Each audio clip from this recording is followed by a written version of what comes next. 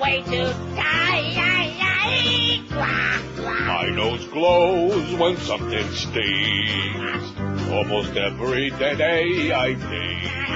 And my veins, they start to tickle. My adenoid in the doy. Yeah, I look like I'm falling apart. That's because I'm a cranky old fart. With a nose that's filled with purple veins. Something like that you want to see. And science channel discovery. Our nose has a bleeding purple vein.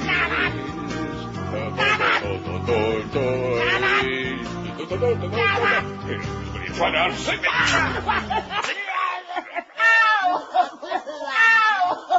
10:03 at 560 WQM. Happy Wednesday to you. It's a great day. For who? I don't know, for the Irish, the Jews, the Goyim, the Buddhists. Man allegedly assaults Taco Bell employee with chalupa. Oh, my gosh. I bet you never heard this story before. Des Moines, Iowa. No, I hadn't. A man who claimed he didn't get the taco he paid for has been charged with assault for allegedly pelting a Taco Bell clerk in the face with a chalupa. Nancy Harrison told police he was working the drive-thru last Thursday night when Christopher, now his name might be Lame, but L-A-M-E, could be Lame, and I think it fits here. Christopher Lame, 24, ordered some food. Although at least he ordered the food, unlike, what's his name from Baywatch, David Hasselhoff, who was sitting in the McDonald's drive-thru saying nothing because he was drunk. But anyway, he later came into the store complaining he didn't get the taco he ordered, police records say. Harrison said that when she asked for a receipt, he went back to his car and brought back the bag. Harrison said she told him the store was closing, and as she turned away, a chalupa hit her in the face near her right eye. She said she ran into the parking lot, took down the license number as the motorist was driving away. Lame was identified through the license number. He's scheduled to appear in court June 15. Don't do it again, Lame man. Don't be attacking that poor bitch with a chalupa. Although who wouldn't like to attack Screw Ann with their chalupa, you know? Roy! Wouldn't that be great? Just line her up against the wall there. Or just nail her right up to the wall, huh? Or your chimichanga would be good too. She'd like that. Here's our poll result from yesterday. We had a staggering response, almost 1,700 votes. Who is the most overrated movie actor or actress of all time? And for once, I got the answer right, I guess, because I picked the Duke, John Wayne, right. Marion to you. John Wayne, 205 votes. I mean, a legend in his own mind, in the minds of every redneck from coast to coast. The Duke, you can't pick on the Duke. Next, you'll be picking on Reagan again today. Oh, yeah, I sure will. I got some more great stories. Yeah. Oh, I got a whole bunch of them. In fact, my favorite one, what's it called again? Let's see. Colin Shea writes, he was a madman, meaning Reagan. But anyway, John Wayne, 205. Keanu Reeves gave the Duke a run for his money, 160. For Keanu, she did pretty well. Kevin Costner, 141. Bland as vanilla ice cream, man. Just boring, terminal, ponderous, coma-inducing. Almost as coma-inducing as the Big and Joe Zagacki.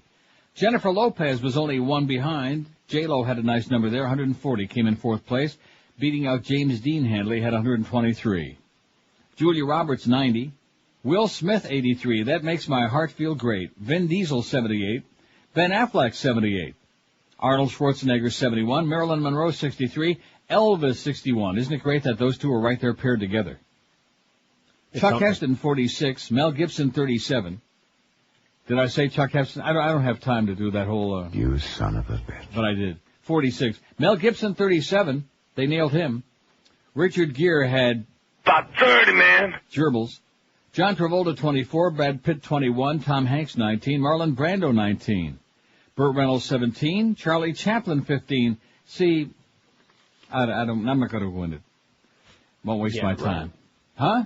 How about Buster Keaton? Yeah, how about Buster Keaton? It's a time thing. Right, it's a time thing. He was started in the silent movies, okay? In their time, they were great, but nevertheless. Al Pacino, 13. Which we all love Al Pacino, except for what he said. Hoo-ah! Then we turned on him like a rat. Rock Hudson had a dozen. Don't tell Ronnie Rock is sick. Frank Sinatra, Harrison Ford, Michael Douglas, Andy Garcia each had 11. Bobby De Niro had 10. See, you have little faith out there. Well, that was George's vote. For a long time, it was the only vote. But then some people started thinking about it, and they said, he has made a lot of crap lately, and they piled right on. Robert De Niro and Meryl Streep, 10 apiece. Paul Walker, 9. Whoever said he was an actor, by the way? I don't get that. Whoever said he was a good actor. Val Kilmer, 9. Raquel Welch, 9. Little Hayden Christensen, 8. Whoever said he was an actor when you come right down to it. Denzel Washington, 8. Natalie Portman, 7. Humphrey Bogart had 6. Sir Laurence Olivier, 5. Gene Hackman, 4. That's downright disrespectful, if you ask me. He's no Jay Fiedler. Dan Aykroyd, 3. Dennis Hopper, 2. Michael Caine, 2. Ewan McGregor, 1. And Vanessa Redgrave had only 1. Of just about 1,700 votes on yesterday's wildly popular poll. Author, now this is for Woody Graber. We got a few things to take care of here today for people. Author T.D. Allman, whose latest book, Rogue State, America at War with the World. It's a good book, too. It's paperback. He'll be in the Gables tomorrow, June 10th at 6 p.m. at Books and Books, 265 Aragon Avenue. Is that where the Aragon Ballroom was? Huh? Books and Books, 265 Aragon Avenue. He'll discuss his work and hold a question and answer session, as well as sign copies of his book. Allman is also author of Miami City of the Future, the highly respected book, which was a bestseller in Florida for more than 3 years. Tomorrow, June 10th, 6 p.m., Books and Books, 265 Aragon Avenue. Be there or Woody Graber will be upset and start flinging his ponytail at you, and maybe a chalupa, too. Dan Rather and Tom Brokaw work for different networks, says the New York Post today, but they agree on one thing. Coverage of Ronald Reagan's death has been excessive, they say. Absolutely correct, I mean, Ganoog already. When the hell does it stop? Friday, Senator John Kerry, the presumptive presidential nominee of his party, he paid his respects before Mr. Reagan's casket. See, there you go. You just can't turn on any of the talking head. Even the regular networks were interrupting soap operas and other very important programming the other day for more of this Reagan crap. Which is why I'm counterbalancing it with plenty of other kind of Reagan crap, the truth. Even though everybody is respectful and wants to pay homage to the president, life does go on, rather, told the Philadelphia Inquirer. That's what Danny Boy said. There is other news, like the reality of Iraq, said the CBS Evening News anchor. It got very short shrift this weekend. Networks have been going almost wall-to-wall with Reagan coverage since he croaked on Saturday at the age of 93. The former president was diagnosed with Alzheimer's nearly 10 years ago, and if you don't know that by now, you probably have it yourself. Once the herd starts moving in one direction, it's very hard to turn it even slightly, rather, said. Nationally, the herd has grown tremendously. Haven't you heard? Brokaw said, I think just about everything is overcovered these days. Brokaw, who anchors the NBC Nightly News. The spectrum is so crowded with all the cable networks, it begins to have a video wall feeling to it, he said. News anchor with a bad speech defect, unintelligible. Peter Jennings said he had mixed feelings about the Reagan coverage, being the namby-pamby Canadian that he is. I'm more inclined to spare coverage. Come on the air, do something meaningful, and get away, he said. Yeah, get away, Peter.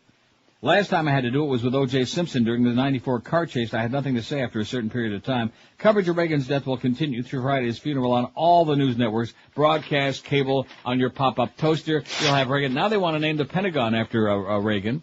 They want to redo one of the bills. First they want to do the dime, and then Nancy said that's a bad idea. FDR would be pissed. And now they want to do one of the dollar bills, like a 10 or a 20 or something like that. Or 3. Huh? A $3 bill would be good. That would be poetic justice, I think. And it just, there ain't no stopping it. And that caller yesterday had an excellent point. Why the hell do we have the Ronald Reagan Turnpike in Florida? He had absolutely no relationship to Florida whatsoever. None. Zero. Zippity-doo-dah. Quite frankly, a lot of the Latinos who've moved into Florida over the years probably hate him like poison anyway. And rightfully so. Especially if they're from, like, Nicaragua, for example. Or Grenada. Places like that. How many people from Grenada do you think we got in South Florida? About 30, man. At least. Here's our poll question today. Put on your thinking cap. I bet you we get a lot of choices on here. Here's another one of those poll building deals. Oh, poll building's boring. Poll building's boring. What retail place in South Florida do you hate the most? Now, I didn't put a choice on there, none, because I don't think there's anybody who doesn't despise, huh? No, you'd have to be beyond human to not despise some retail place where they just treat you like crap, or you just don't like the whole ambiance or their attitude or whatever. What retail place in South Florida do you hate the most? And I started out with 3. Eckerd's, even though Jack Eckerd croaked. I think I was on vacation when Jack Eckerd died. Did you cover that extensively? No. He was 91, which if you ask me, that's old enough. Jack Eckerd, boy, did we hate him. A real right-wing, always running for office. Another one of those, like, there's certain people in Florida over the years always running for office, perpetual candidates. Ellis Rubin, Bob Kunst, Jack Eckerd, always running, never winning, just always on the ballot. Professional candidates, kind of like Howard Samuels in New York State. Walmart, well, I know who's going to be voting for that. Who? Me?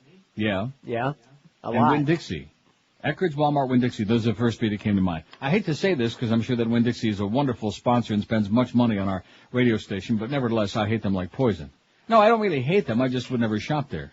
Right. So I don't think I would vote I hate them. I just wouldn't shop there unless maybe that was the only store open within about an 80-mile radius. See what I'm saying? Right. No, I'm right there I'm a with little you. worried about that meat. 12 minutes, see, I like to... Yeah, they're the beef people. Before I purchase it, I like to be able to see my meat. You know what I'm saying? I don't want to, like, have it wrapped in a tube that you can't see through, and then bring it home and find out that you got the green weenie in there. You should smell it, too. Oh, that's always a good idea. 12 minutes past 10, that's what Muff told me this morning. Always sniff it to make sure it's fresh. 12 minutes after the hour, and this is a make-good spot for those people who are keeping track, and I want to thank whoever notified us, because we had no way of knowing that the EBS test interrupted the A-Laser Recharge live spot the other day. We don't want to get our friend Just Bob all PO'd, and rightfully so, because he's paying big bucks, like everybody else. For years, you've been hearing about A-Laser Recharge, the toner and recharge cartridge specialist. When you call A-Laser Recharge at 1-800-287-9212, you'll deal with Just Bob, a good guy. He's the sole owner who supplies businesses with a complete line of printing and office equipment supplies. A-Laser Recharge has got inkjets, thermocarbon paper, supplies. Now they provide service, support, and maintenance for most makes and models of machines to make them run like new again. Call 1-800-287-9212 right now, and in most cases you'll have what you need within 24 hours. A-Laser Recharge can save you up to 50% on new cartridges as compared to depot pricing, and all the cartridges by A-Laser Recharge are remanufactured, not refilled. Anybody can sell you a cheap refilled cartridge, but you get what you pay for. So don't get crap. Remanufactured cartridges are the only smart way to go. A-Laser carries a complete line of cartridges for printers, copiers, and faxes, along with Brother and Xerox drums, too. A-Laser Recharge is proud of their individualized service, offering a no-questions-asked satisfaction guarantee. So if you'll be needing toner, cartridges, anything else, pick up the phone and call Just Bob from A-Laser Recharge at 1-800-287-9212, or log on to their website at A-Laser, boy, this is so poorly written I could cry, alaserrecharge.com. Call that toll-free number today, 1-800-287-9212. Live and local. We're Sports Radio 560 QAM. Neil? God? Goodbye, Ron Reagan. That's it, you're done. I hope they put in your coffin a special lining there to protect the soil from your hair. All your old pals will be there, the ones you can't remember. William Casey, Walter Slazak, and in case you haven't heard, your Iran-Contra criminals have returned. I sing this song anytime somebody famous dies. Well, there you go again. It's time for Ron to go, no matter how many times you just say no. No.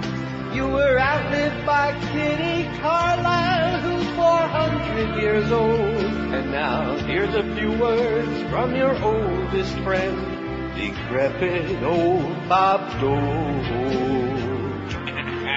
Bob Dole says goodbye, Ron Reagan. I give my regards to Nixon. I recall back in those halcyon days of the Bonzo films, before June Allison wore dye-dyed pants. I had both my hands and washed them with Paraxo. I'll be joining you soon, and we'll have some fun with our old pals, Everett Dirksen and John Lund. And Bob Dole says, no matter how big a star or how famous you are, you still wind up dead. You starred in movies, became president, and then you turned into a tree. We held up our socks with garters like Ed McMahon. 10:19 at 560 WQM. On our beaded curtain today, we got Rebecca Romaine Stamos. C. Who was born November 6, 1972. Her birthday's the day after mine. How do you like that? But a few years later, like About 30, man. Yeah. What did you say? I heard what you said, but anyway, so that makes her 28 and 33, not quite 34.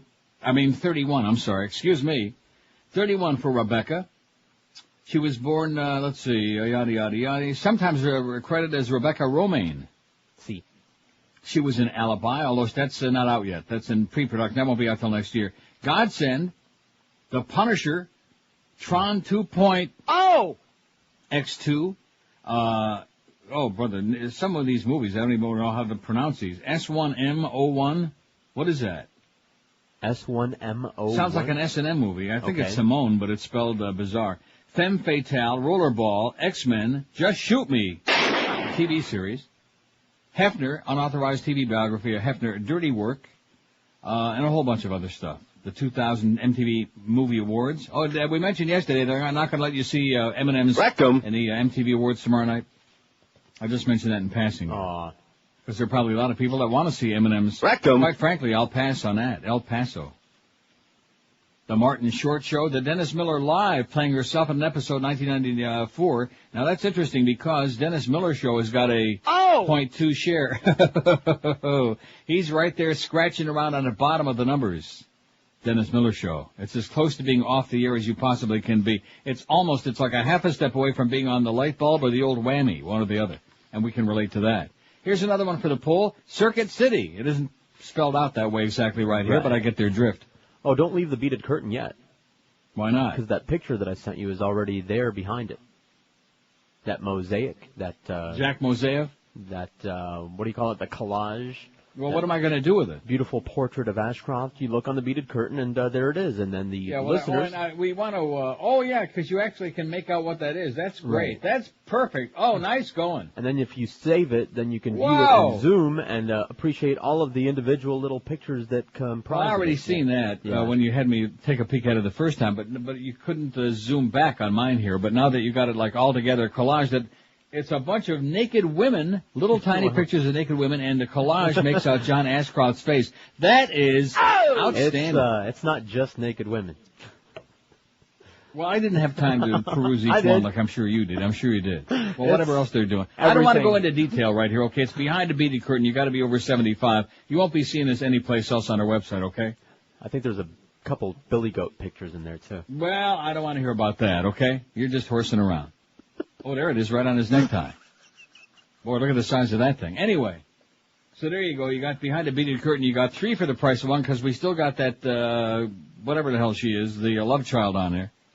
Circuit Schmitty, we got. Got that? We got it. Got it. See, I voted for Eckerd's. I'm going to tell you why when you come to thinking about what you're going to vote for on this poll. I know what.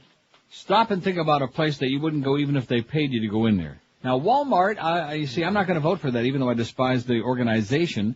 But now that there's no more Kmart out by me, if I need something that I can only find in one of those kind of stores, I'll go to Walmart. I will bite my tongue when I do it and bleed a lot, but I'll go there.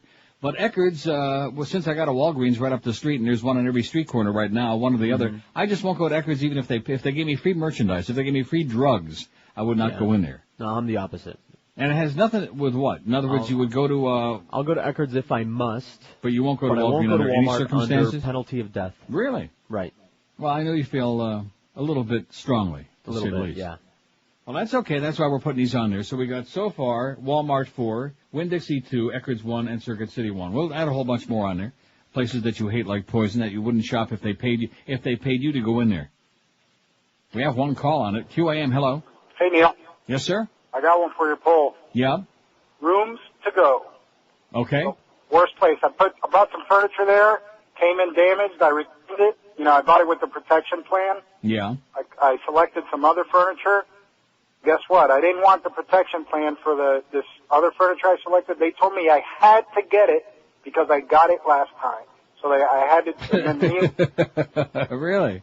I raised hell, and my wife eventually, I said, listen, you know what? You signed the check because I'm not going to give it to him. But anyways, So that place I think the motto is just say No. to rooms to go. You got it. Thanks, Polly. Don't do it again. Thanks for taking my call. You bet. Okay, rooms to go. Let's get that on there. This guy just says No. to rooms to go. I like the way the sound of that. Tampa Tribune apologized. We should have talked about this yesterday, but nobody cares about it anyways, but I'll just mention it. They apologized to their readers in the Tampa Bay Lightning yesterday after mistakenly running an editorial saying the hockey team had lost the Stanley Cup Finals. Oh, my God. What a bunch of bozos, but then again, they're in Tampa. What do you expect? Publisher Gil Thielen said it was unclear how the mistake was made Monday night as the newspaper rushed to press following the Lightning's 2-1 victory over the Calgary Flames in Game 7. The Tribune had prepared 2 editorials, one for a win and one for a loss, but despite placing the correct editorial in its computerized page-making system, the one prepared for a loss appeared somehow in the newspaper's 275,000 copies. And they apologized. They said we took a puck in the guts and yada, yada, yada. And the correct editorial, which did not get in the paper, lauded the team and credited the team for generating pride and excitement in the community. And this happened in the New York Post last October when the early editions of the paper carried an editorial bemoaning the Yankees' loss to the Red Sox in the American League playoffs, but then the Yankees had staged a late rally to tie game 7-1 in extra innings, and the Post had egg on their puss, but well-deserved. It's a Rupert Murdoch piece of crap. So there you go. Just a little mistake there. Oh, we lost, and we feel so bad. Oh, no, you won. Well, like I said, we lost. This is kind of a disturbing story. Remember the party at the same time, and Judy comes back wearing Johnny's ring. And so sings Gore, I'll cry if I want to, I'll cry if I want to. You would cry too if it happened to you. Well, tears were not how one 13-year-old Baltimore girl handled such a betrayal at a recent birthday party. According to the Associated Press, when the birthday girl's boyfriend kissed a 12-year-old guest on the cheek at the party, the birthday girl's mother was furious and ordered her daughter to handle your business. At which point the unfortunate guest, Nicole Ashley Towns, was savagely beaten by 6 women and girls, including the mother, and sent into a coma. It's tough imagining a Leslie Gore tune coming out of that story. Maybe a J. Frank Wilson one, but not Leslie Gore. But it does seem to fit with the Girls Gone Wild phenomenon spreading across American culture. According to AP, around the country, school, police, and teachers are seeing a growing tendency for girls to settle disputes with their fists. I think it's Muhammad Ali's daughter's fault. What's her name? I don't know. Bill? Whatever it is.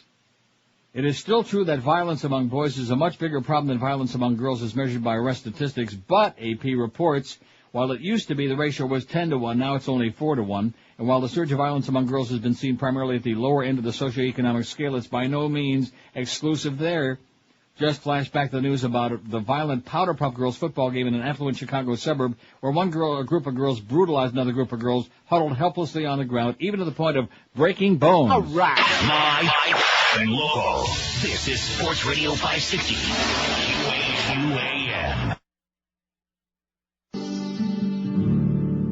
She don't win when she plays tennis match.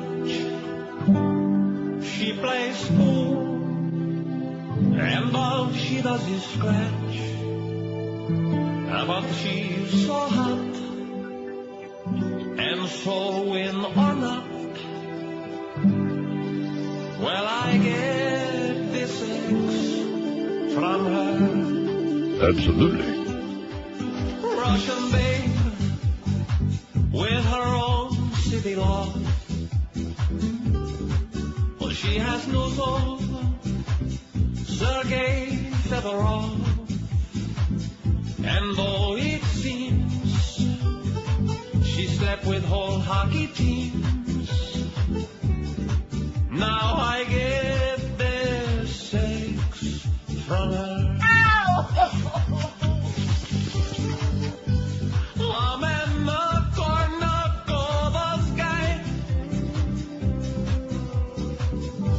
licks the mole under my right eye. She's a stinky tennis player,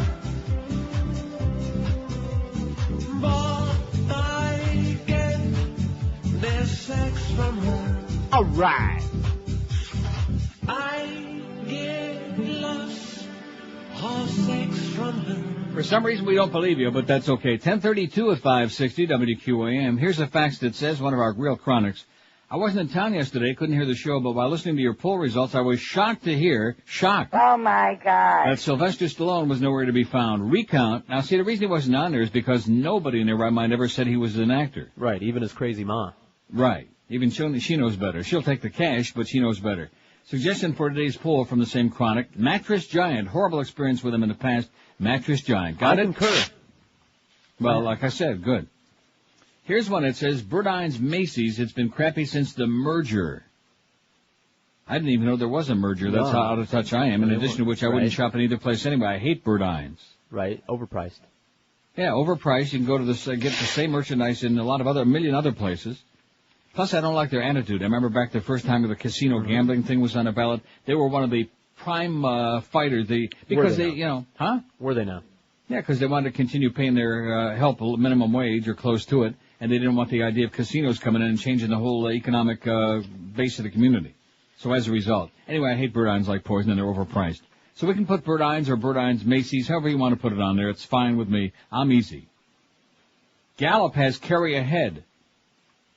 A new Gallup poll finds Senator John Kerry enjoying a slight lead over Bush, while Bush's approval ratings remain relatively unchanged, but for the most part in negative territory. All right.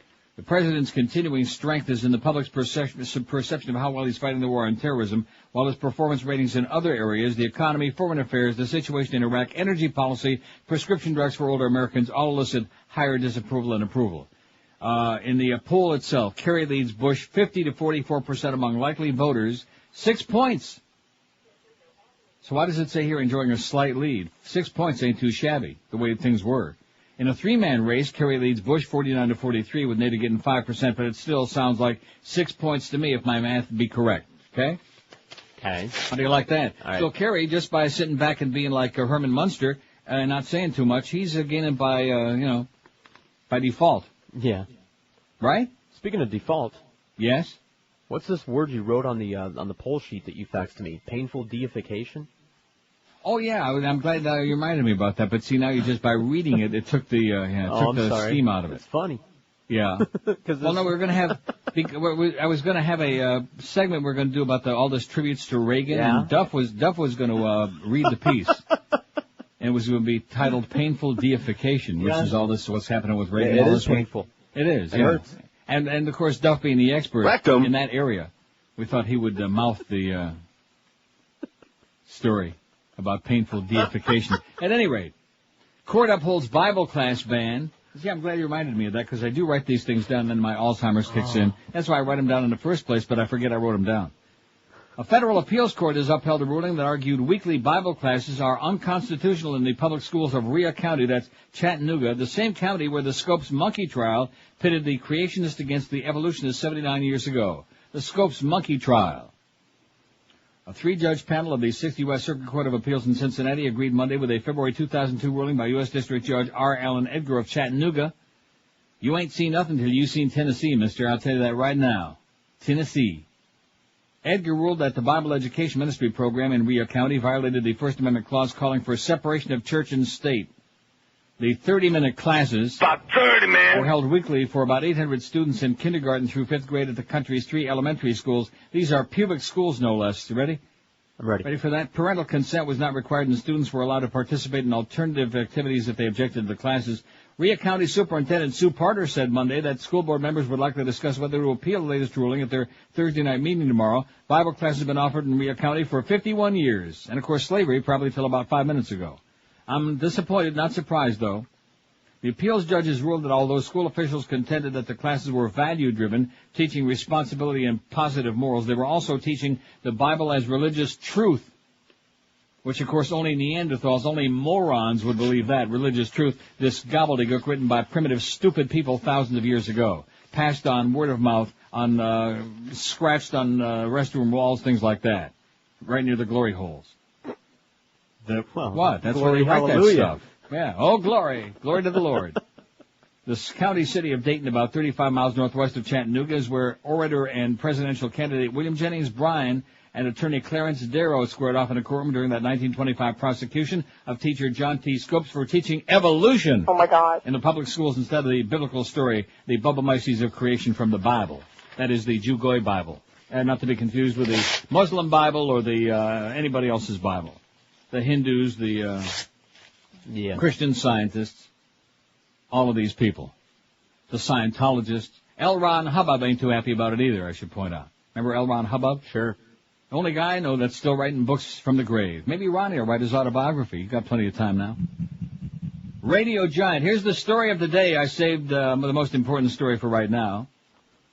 Radio Giant in record indecency settlement. The Federal Communications Commission, the grave robbers that they are, the bastards, the lunatics, the maniacs that they most definitely are. The FCC has reached a record-setting nearly $2 million settlement with Clear Channel Communications, the Antichristos, that would clear the radio giant of all charges of indecency lodged against it, including on air remarks made by shock jock Howard Stern. According to government and radio industry sources, Stern was the cause of previous record settlement between the FCC and a radio company. In 1995, Viacom Inc. owned Infinity Broadcasting, which syndicates Stern's show in 35 cities, including Washington, paid the FCC $1.7 million to wipe away indecency charges against the popular host. Clear Channel dropped Stern's show from 6 stations in February, as you know, certainly. The deal, which could be announced as soon as today, is the result of months of negotiations between the FCC and Clear Channel, the nation's largest obnoxious right-wing radio company, with more than 1,250 stations according to the sources, who declined to be identified because the details of the agreement haven't been finalized. Perhaps the most important deal, one source said, is that the deal would not cover only Clear Channel's outstanding fines, but also dozens of listener complaints in the FCC's indecency pipeline that haven't even been ruled on yet. In other words, this kind of like washes everything away. You got it? I got it. 1.7 million, that's peanuts to them again. Multi-billion-dollar company. If those complaints were to result in fines, it could cost the radio company many more millions, but they won't now because they made kind of a backdoor deal to like wash all of this stuff off. You give us a couple of million, and we'll say it's okay for old time's sake. And it goes on. After the FCC's Enforcement Bureau levies a fine, a broadcaster can choose to pay it, contest it, or negotiate a settlement. It takes a majority vote of the FCC's 5 commissioners to demand a fine or accept a settlement such as the one crafted between the FCC and Clear Channel attorneys Wiley, Ryan, and Fielding. Sources said the deal was approved by a vote of 4-1. The FCC's 3 Republican commissioners, of course, Chairman Michael Powell, Kevin J. Martin, and Kathleen Q. Abernathy, I wonder what the Q stands for, voted for the settlement according to sources on both sides. Democratic Commissioner Jonathan S. Edelstein agreed in part, but Democrat Michael Copps voted against the settlement according to FCC sources, instead wanting each complaint against Clear Channel to be examined rather than grouped into a universal settlement. In other words, can't let him off the hook, even for old time's sake, because Michael Copps, one of the Democrats on the commission, is even more rabid than Michael Powell and the rest of these goyim. How do you like that? So if you think that it's party politics, that ain't it. It's repression and depression and suppression in America. Freedom of speech? Forget about it. Live and local. This is Sports Radio 560. QAM.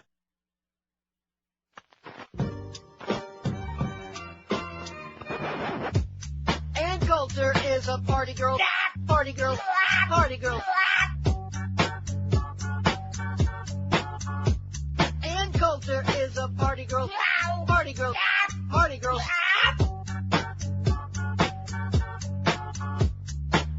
On her back, legs are spread. Nancy is good. Roy.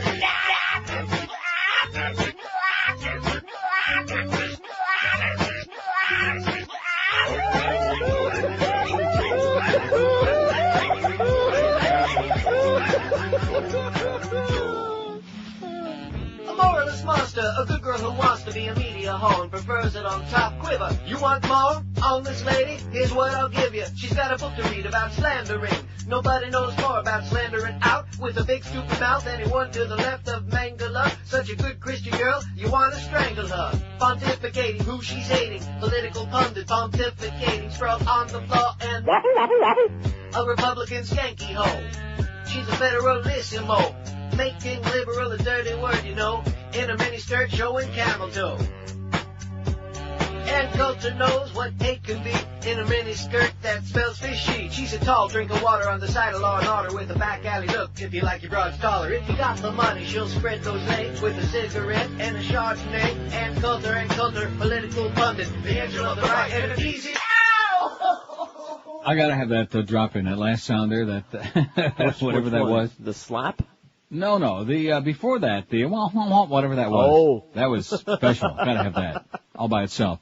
Anyway, here's a diaphragm of Lowe's that somebody, they'll be a little PO'd about Lowe's. This is cute. You are here, way down in the bottom left-hand corner, that's got the different aisles, and then the employees are all like gathered way off, like about 2 miles away. So I think that they want us to put Lowe's on there. We already did that. That could be a picture of Eckerd's, except erase all the employees. And now, why you ask? And yeah, Eckerd's, everything is amazing. Well, it's not only it's the way the whole concept that Eckerd's is set up. The customers, they always have those coupons they bring in, and that creates the end of the world. If you're like about the third person online at Eckerd's, and somebody's got one of those coupon books, forget about it. You're never going to live long enough to get the transaction done. Right. Put your crap down, just throw it on the ground, and go to Walgreens. Now, why are you asking me if we should do this other one or not? Why do you ask that? On account of Suits' recent history. Well, that's got nothing to do with this. Okay, just asking. It's a paranoid time. First of all, we're done with that. All right, that's I know finished. that. I know that. And that didn't have to do with the organization. That had to do with one individual. But nevertheless. Nevertheless, it's got to forget about that. See, nobody gets an all-time exemption Well, I won't say nobody. No, we value our sanity. So once in a while we give somebody a permanent exemption, say, let somebody else worry about you, you know. Just thought I'd ask. But somebody says, BrandSmart, they suck big time. And of course, I spent a lot of money in BrandSmart back in the day. Likewise. And now that I found out they hate me like poison, well, guess what? I wouldn't spend a dime there. And I'll give you another one besides BrandSmart to put on there. And not for the same reason, and that's Best Buy.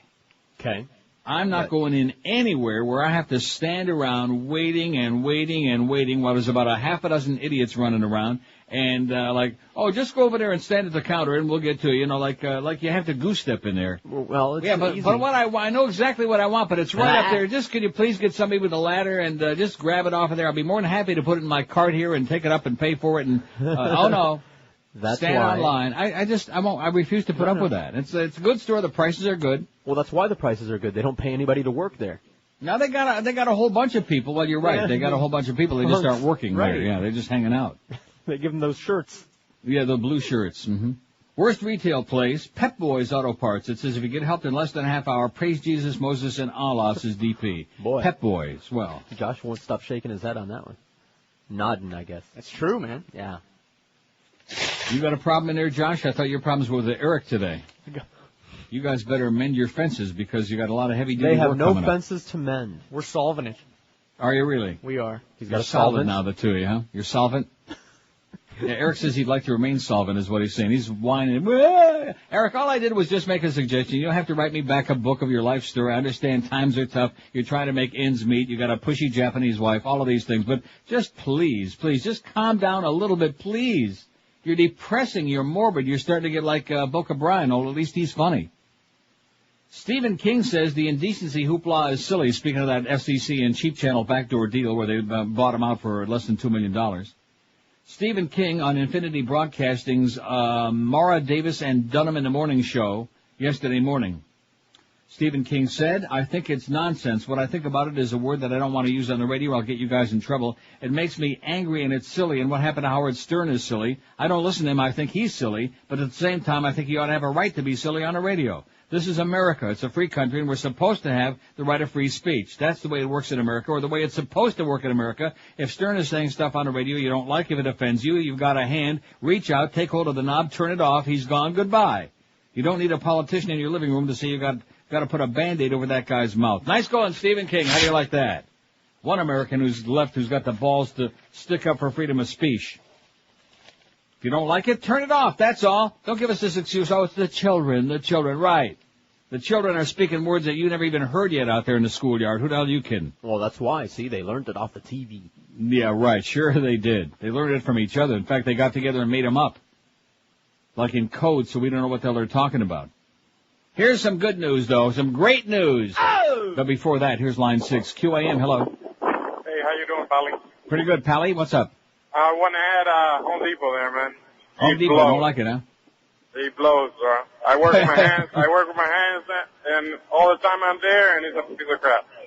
Okay. Thanks, pal. Have a great day. And they'll see you at Home Depot, not. I agree. Home Depot's blow, he say. Home Depot blow. Gonna have a good list here. And I'm gonna say it again. We don't exempt anybody from this list. If you're one of our fine sponsors, that's great. Just have a nice sense of humor, or not, as the case may be. But if there are people out there who don't like you, they're entitled not to like you. You might be the best retail outfit going. But if they hate you like poison, they're entitled.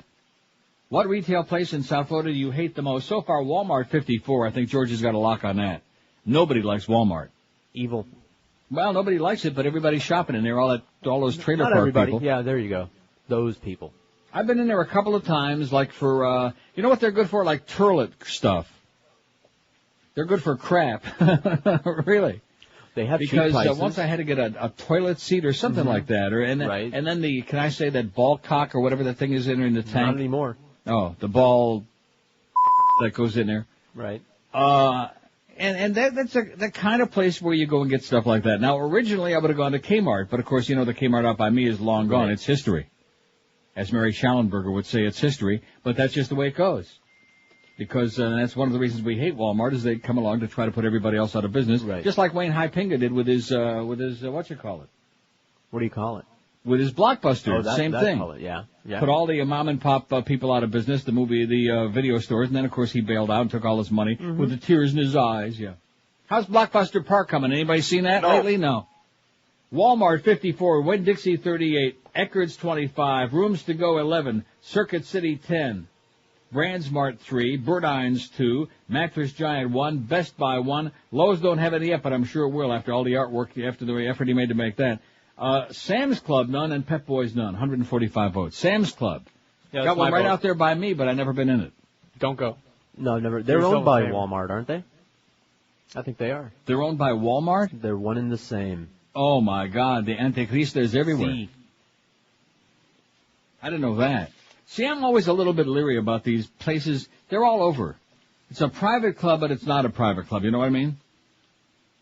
In other words, you can go in there and they'll hand anybody, a little kid can go in there. Oh, here's a card. Now you're a member of Sam's Club. But I understand they sell stuff cheap. It's just like a Costco. They sell it in quantity, and right. They got everything. Costco's the same thing, right? And so what's not to like about that? BJ's. I beg your pardon? Cheap BJ's? Well, in that Attention, case, man. Yeah. I bet you I know he'll be there by noon. Rectum. Anyway, Radio Shack. Oh, yes, I forgot about this. Yeah. Oh, yeah. Radio Schlock. This is such a bad retail establishment, boys and girls. Now, if you want, some kind of electrical part that you can't find anyplace else, like some kind of a little doohickey or something like that. And maybe it's about a 79-cent piece of equipment, and you finally find it, or somebody finds it for you, which is unlikely, but you find it hanging on a wall somewhere, and you take it to the counter. That's the worst thing you can do. Mm-hmm. Because when you go to the counter at Radio Schlock, what they want to do is have your shoe size, your whole life history. I mean, they want it all. I tell them none of your business. That's a quote. It says they want your phone number even if you buy a battery from them. That's exactly right. I'll say, what's your address and your phone number and not shoe that they're size? the only ones anymore. When's the last time you got laid? Radio Shack. Put it on there. When somebody says to me, "Oh, you can pick that up at Radio Shack," I know immediately I'm going to throw that piece of equipment out, whatever I needed for it. Here's the good news I was going to give you. Film industry gives controversial Iraq film ovation. Or is that Iraq film ovation? Why didn't they just say controversial film ovation? Director Michael Moore's controversial anti-Iraq war film Fahrenheit 9/11 won a standing ovation last night from an audience of film industry professionals attending its West Coast debut at Academy Award headquarters in Beverly Hills. After an audience of more than 600 people in the theater of the Academy of Motion Picture Arts and Sciences cheered, whistled, and laughed their way through the 2-hour film, they jumped to their feet to give Moore a standing ovation as he took the stage. Oh! Clearly buoyed by the reception, Moore, whose film is scathingly critical and mocking of President Bush, declared, "There's been a shift in this country. The average American is finally beginning to figure it out. We were duped into invading Iraq. I hope this country will be back in our hands in a short period of time," he added. Republicans have denounced the film as unfair, obviously because there's too much truth in it. Fahrenheit 9/11, with its strong attack on the U.S. president who's highly unpopular in Europe, won the top prize at the recent Cannes Film Festival, but was refused distribution by the Walt Disney Company, whose Miramax film unit made the movie. Disney chief Michael Eisner, is it really worth the effort to do it? Michael Eisner said the company did not want to distribute a highly partisan film in the middle of a presidential election year. What a cop-out that is. So he sold the rights to the film back to Miramax heads Bob and Harvey Weinstein, who formed a consortium to distribute the film, and they'll have it in the theaters a week from Friday, June 25th. It's getting close. The dispute led to a spate of stories of bad blood between the embattled Eisner and the Weinsteins, including a recent one in the New York Times that speculated Eisner was seeking a buyer for the prestigious Miramax unit. There's nothing like having a buyer for your unit. Weinstein alluded to that controversy when he introduced the film and joked that he and his brother were taking out a classified ad saying, "Two executives looking for a company to run, resumes on request." He added, "If any of you know anything, we'll be waiting outside." Moore won an Academy Award for his 2002 documentary Bowling for Columbine about the Columbine High School massacre in Colorado and the ease with which one can buy a gun in the U.S. of A.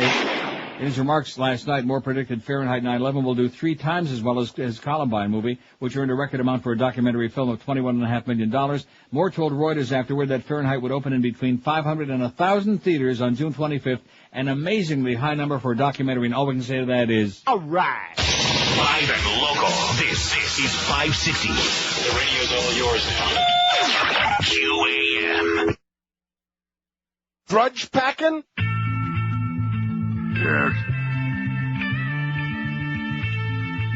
Absolutely. At the pumps lately, pumps lately, prices are so high, sure are crazy at the pumps lately, pumps lately. Prices are high, sure are crazy. Such a simple, stupid, petty little thing, but the cost ain't just soaring, it's skyrocketing. And the reason it's so high, we're just short on supply. And to keep the prices high, there's nothing that they won't try. Would be watching me to buy a smaller automobile. Cost of regular unleaded, it's just unreal. Yeah, I know what's up, yeah, I know the deal. The oil companies, they got a license to steal. A gallon, $3 won't be enough. I bet that next week it will still go up. Yeah, these times are rough. It was lost, now it's found. Been glad I've been keeping my siphon around. I don't deserve this, but I do get the message. You pay a premium when fuel is precious. If you don't like it, well then hey, join the crowd. Gonna keep going up, so yo, they ain't coming down. At the pumps lately, pumps lately. Prices are so high, sure are crazy. At the pumps lately, pumps lately. Prices are high, sure are crazy. Look at that, Walmart's got 71, which is no surprise, but Winn-Dixie's got 49. What retail place in South Florida do you hate the most? And Winn-Dixie's right there in a solid second. Eckerd's has got, about 30, man. Probably would have more except for the sympathy vote since the old man croaked. Jack Eckerd? Yeah. Now you emailed me a link there and I clicked on it. All it did was take me to an AskJeeves.com thing. Right. And, huh? Yeah, it's from the transportation department. It didn't give you the story? No. All right, let me try differently. What is this story? Oh, Please don't tell me it's about the Ronald Reagan freeway. About the Ronald Reagan turnpike thing there. Yeah. $10 bill, Pentagon. Nice research there. I'll get it to you somehow. Okay. That's scary. Everything in the world now is Ronnie Reagan this and Ronnie Reagan that, Reagan National Airport, Reagan Turnpike. As we can, right in our lifetime, see, it's one thing to argue about religion and things that happened like thousands of years ago. How about something that happened in most of our lifetimes? I mean, most of us were alive, like, let's see, he left office in 88 would have been his last year, right? Right. Okay. And so that's 16 years ago. So unless you're like a little punk, you were at least alive when he left office. And probably, let's see, if you were like 10, the overwhelming majority of these people were like over 10 years old when Reagan left office. So within our lifetime, these events happened. Now we see what revisionist history is really what it's all about. How they twist and turn and make crap up. And, he was the great communicator and he was the greatest president of the 20th century. And all this other crap. It's all bull crap. It's all garbage. And so the idea that we're supposed to believe stuff that allegedly was written, allegedly happened thousands of years ago, I mean, you have to be a lunatic. You have to be a simpleton. You have to be desperate. You have to be like a little child. Even little children would laugh at that crap if they had a chance to read it before they were brainwashed into it. Like Santa Claus. I mean, how does Santa fit down through that chimney anyway with that big pupik, right? Magic. WQAM, hello. Lard. Neil God. Yes, sir. Good morning. Buenos dias. Buenos dias to you as well, muchacho. Buenos dias. Hey, anyway, I don't know if I'm being redundant or not. Did you happen to see that article about the $100 million our beloved Pentagon has spent on airline tickets? Yeah, it's on our website today that they never use the tickets, so it's on there. Yeah, all right. Sorry for the redundancy, sir. It's okay. Have a great one. It needs to be said over and over again. Thank you, and back to you. Yeah, they had $100 million worth of airline tickets that they had bought, and they never used them, the Pentagon. Great. I mean, what's $100 million here and a few billion over there, and, Yeah, mind your business. See, the public just doesn't care. That's the problem. The public does not care. Here's a headline in the Observer in England. And the headline says, catastrophe. It's about the Iraq prison abuse scandal and Abu Ghraib. And not just there, but overall. It says the White House faced its biggest crisis over Iraq last week, but its origins lie in practices that may have been routine, not just that Abu Ghraib. We reveal how the abuse of prisoners began long before the sickening images which have outraged the world appeared. Now, this is on our website, and the headline is catastrophe, but it's much, much too long. Even a ponderous old fool like me, it's 7 pages long. And even a silly person like George wouldn't encourage me to read all of this. Oh, please. No chance. You're crazy. I will read a little bit. No, not that reading again. Oh, yeah, wait till we get to the Reagan stuff today. Long overdue. Oh, look at this. Speaking of Reagan. We are expecting everywhere. The family members, including... Oh, brother. See, this, I should have started. I screwed up today. What I really needed to start with was... The media is sick and needs help badly. I mean, even when Tom Brokaw and Dan Rather are saying, please, Cracker, please, enough already with the Reagan crap. And these people on these talking head networks especially, they're just obsessed with it. I wonder what's on MSNBC right now, as a matter of fact. I bet you they got something different on, don't they? Some are saying, Michael Deaver and a lot of them are saying that this is really the last chance for all of the old Reagan cabinet. Oh, please, please, please. How about the BBC? I bet you they got something different on. The terrorists who demanded that the 3,000-strong Italian force in Iraq should be... How do you like that? They're showing the 3 Italians just got home to Fiumicino, to Leonardo da Vinci Airport in Rome. They're home safe and alive. Hey, on UPN, they have a lot of big rack women in the pool. There you go. So what's not to like about that? Now, I'm talking about on talking head networks. That's a different kind. And on the CBC? A 20-year Liberal senator from Ontario. Oh, they're talking about the boring Canadian elections that are coming up June 28. And, boy, it's not looking too good for the Liberals, I'll tell you that. Paul Martin, man, I think he may be going down, so to speak. How do you like that? That's shocking. Anyway, getting back to this. There are 2 versions of what Specialist Sabrina Harmon, a U.S. military police officer, was doing with a camera in the notorious Abu Ghraib prison outside Baghdad. He says it so well, why should I do it?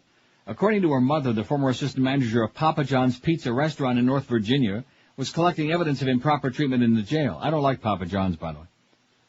Okay. I don't. They used to bring us free pizzas at IOD, but I'm not a big fan of their stuff. Robin Harmon told yesterday's Washington Post that when her daughter told her what she was doing during her 2 weeks leave at home last November, she told her to stop. We got into an argument about it at 4 o'clock in the morning. Sabrina said she had to prove this. I told her to bring the pictures home, hide them, and stay out of it. It's not an explanation accepted by the military investigators probing Harmon's role in the abuse at Abu Ghraib. Neither is it an explanation seemingly born out of the digital photograph seed from Harmon's laptop. Among the hundreds of pictures found is one taken before her unit got to Abu Ghraib last October, a gruesome trophy photograph showing Harmon crouching by a decaying corpse, giving the camera a thumbs up and a grin. Her explanation is also in contradiction with the charges she faces, for which Harmon has emerged as a central figure in the abuse allegations at Abu Ghraib. A figure involved in some of the most shocking pictures to emerge from the prison. Oh, my God. Harmon was one of 2 soldiers opposed to the now infamous photograph of a pyramid of naked Iraqis in the jail. She's charged with photographing and videotaping detainees ordered to strip and masturbate, and it is Harmon who stands accused of attaching wires to a hooded prisoner stood on a box and telling him that he'd be electrocuted if he fell off. Even Harmon's witness statement to investigators fails to stand up to the claim by her family and lawyer that she was one of the good guys amid the bad. She makes it clear that she was a participant in the institutionalized torture. The person who brought them in would set the standards on whether or not to be nice, said Harmon. If the prisoner was cooperating, then he'd be able to keep his jumpsuit mattress and was allowed cigarettes on request or even hot food. But if the prisoner didn't give us what they wanted, it was all taken away until military intelligence decided. Sleep, food, clothing, mattresses, cigarettes were all privileges and were granted with information received. The statement confirms what the International Red Cross Committee has been saying for months. In visits to Iraq's U.S.-administered prison, it's been documenting abuse that was not the exception, but was close to the norm, abuse that was tantamount to a policy of torture and tolerated by coalition forces. According to Harmon, prisoners were stripped, searched, and then made to stand or kneel for hours. At other times, they were forced to stand on boxes or hold boxes or to exercise ceaselessly. And what's become increasingly clear in the past few days in interviews with returning special forces soldiers from Iraq was that the techniques employed at Abu Ghraib were not simply for the cool entertainment of military policemen and private contractors running the prison, but an even cooler application of abusive interrogation techniques taught to both U.S. and British special forces. What's also become clear is that concern over what was happening to Iraqi detainees had been circulating for months, both within the coalition and within the Red Cross and human rights organizations monitoring Iraq. Suddenly, an administration that seemed immune to bad news from Iraq has been forced on the defensive as the images of Harmon and her colleagues cheerfully abusing prisoners in their charge have emerged as a metaphor for the coalition's failures in Iraq. That it has been a catastrophe for U.S. foreign policy is asserted by usually robust senior Pentagon officials who claim privately that Iraq policy is now 97% disaster and the war is no longer being planned but crisis managed from day to day. And catastrophe was the word used by beleaguered Secretary of State Donald Rumsfeld, a defense secretary, during his humiliating appearance before Congress. So there's just a little bit of that. It's 7 long pages, and it'll make you want to puke your guts out. Catastrophe, that's the headline. Got it? It's a catastrophe. We got it. It's a disaster. Disaster. Like, what's his name? Robert Duvall said in Network. Disaster. Death knell. Ashcroft refuses to give Congress torture memo. Boy, did you watch yesterday any of the clips from the hearings? They were just raking him. Ted Kennedy and others raking him over the coals. They were just busting his balls, man. It was great. No. He was covering him up with a towel, but they were busting him anyway. The U.S. Attorney General refused to give lawmakers copies of a Justice Department memo that allegedly advised the White House that torture during the war on terror interrogations could be justified. The Washington Post said an August 2002 memo sent by the Justice Department in response to a CIA request for legal guidance said that international laws against torture may be unconstitutional if applied to interrogations conducted during the war on terrorism. But Attorney General John Ashcroft refused to provide the memo to lawmakers on the Senate Judiciary Committee. We believe that to provide this kind of information would impair the ability of advice-giving in the executive branch to be candid, forthright, thorough, and accurate at all times, Ashcroft said. Ashcroft told lawmakers that while this administration rejects torture, he said he could not provide specific details of communications between his office and the White House. Congress has the right to ask whatever questions it wants, he continued, but there are certain things that in the interest of the executive branch operating effectively that I think it's inappropriate for the Attorney General to say. Democrats expressed outrage at Ashcroft's refusal to provide the document. You may be in contempt of Congress, warned Democratic Senator Joe Biden. You're not allowed not to answer our questions, he said, adding that the Justice Department had better come up with a good rationale for refusing to furnish the memo. Meanwhile, the Senate's top Democrat, Tom Daschle, said at a press conference, it's very important for Congress to have the document, saying that any document that suggests torture might be permissible undermines the rule of law in this country and around the world. Senator Ted Kennedy said, Senator Kennedy drew a direct link between the memo and the abuse committed by U.S. troops against inmates at the Abu Ghraib prison in Iraq. We know when these kinds of orders, when we have these kinds of orders what happens, Kennedy said at the hearing, holding now familiar photos of detainees being mistreated at the facility. We get the stress test, we get the use of dogs, we get the forced nakedness that we've all seen. This is what directly results when you have that kind of memoranda out there, the Massachusetts senator said. The Justice Department memo addressed to White House counsel Alberto Gonzalez reportedly said torturing a suspect in captivity may be justified if the U.S. government employee involved would be doing so in order to prevent further attacks on the U.S. by the al-Qaeda terrorist network. Yada, yada, yada. That goes on. It's on our website. Ashcroft refuses to give Congress the torture memo. I think they should have tortured it out of him, don't you? That would have been good. Yeah, it's justified. Yeah, they should have put that collage of naked pictures in front of him. That would have done it. That would have been torture. Hit him in the head with a chalupa. That's another good idea. While he was watching those naked pictures on there, all 500 of them. Don't forget, go to our beaded curtain today. We got bonus pictures on there for you. You know, I got to admit this to show you how stupid I am. It's not stupid, but I just looked at it very quickly. It's a good picture, too, of Rebecca Romaine Stamos. Yeah. But I thought, I actually thought that there were hands on her breasts. Right. Well, there were. That's the imprint that I left. No, seriously. Well, I never realized you were so dark. But they're just like dark tattoos of hands. Huh? They were dirty hands. They were dark hands. And then I thought, my God, there are warts on those hands. And then I realized those aren't warts. Those are absolutely something yes, else. They are. Yeah, they are. But you have to. That's another one you have to look at fairly closely to kind of like figure it out. I looked at it really closely. Yeah, and to find out warts new. Well, there you go. Warts 12 minutes after 11. We got a lot of good stuff on there for today. Just try to stay at least 3-4 feet away from your screen, okay, at all times from your monitor, please, because they're monitoring you. Hey, if you're monitoring your carpets lately and they don't look up to snuff, if they're not really in great shape, here's the answer for you. Dry Concepts. As a matter of fact, your carpet is as bad as your sink when it comes to collecting germs. In fact, maybe even worse, because your kids and your pets and you and God only knows what's being not only dropped in there, but stomped on it with your feet and all that other stuff.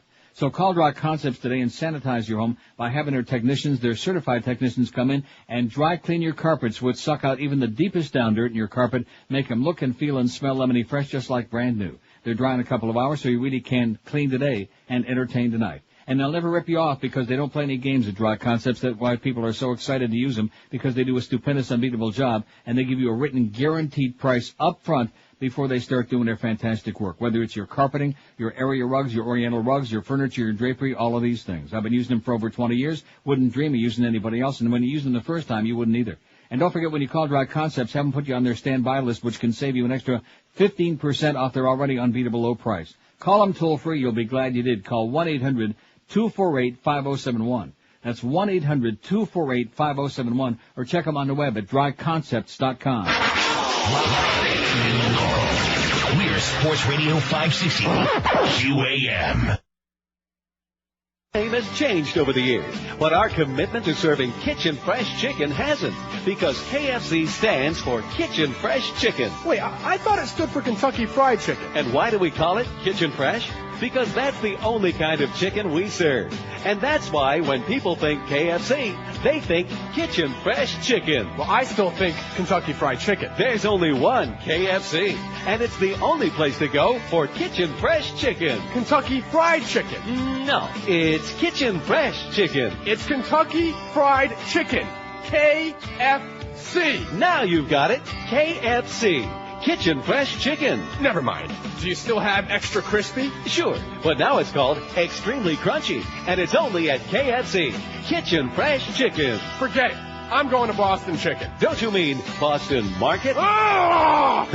KFC, where our food is just like our name. There's a little bit of chicken in there somewhere. Or you can just take off all your clothes, hop in a car, and go over to Bojangles drive-thru. Well. And throw a chalupa at him. Which retail place in South Florida do you hate the most? That's our poll question today. Let it get out of your system. 289 votes. So far, Walmart's the leader, but they're not off all by themselves. 89 for Walmart. Winn-Dixie, 68.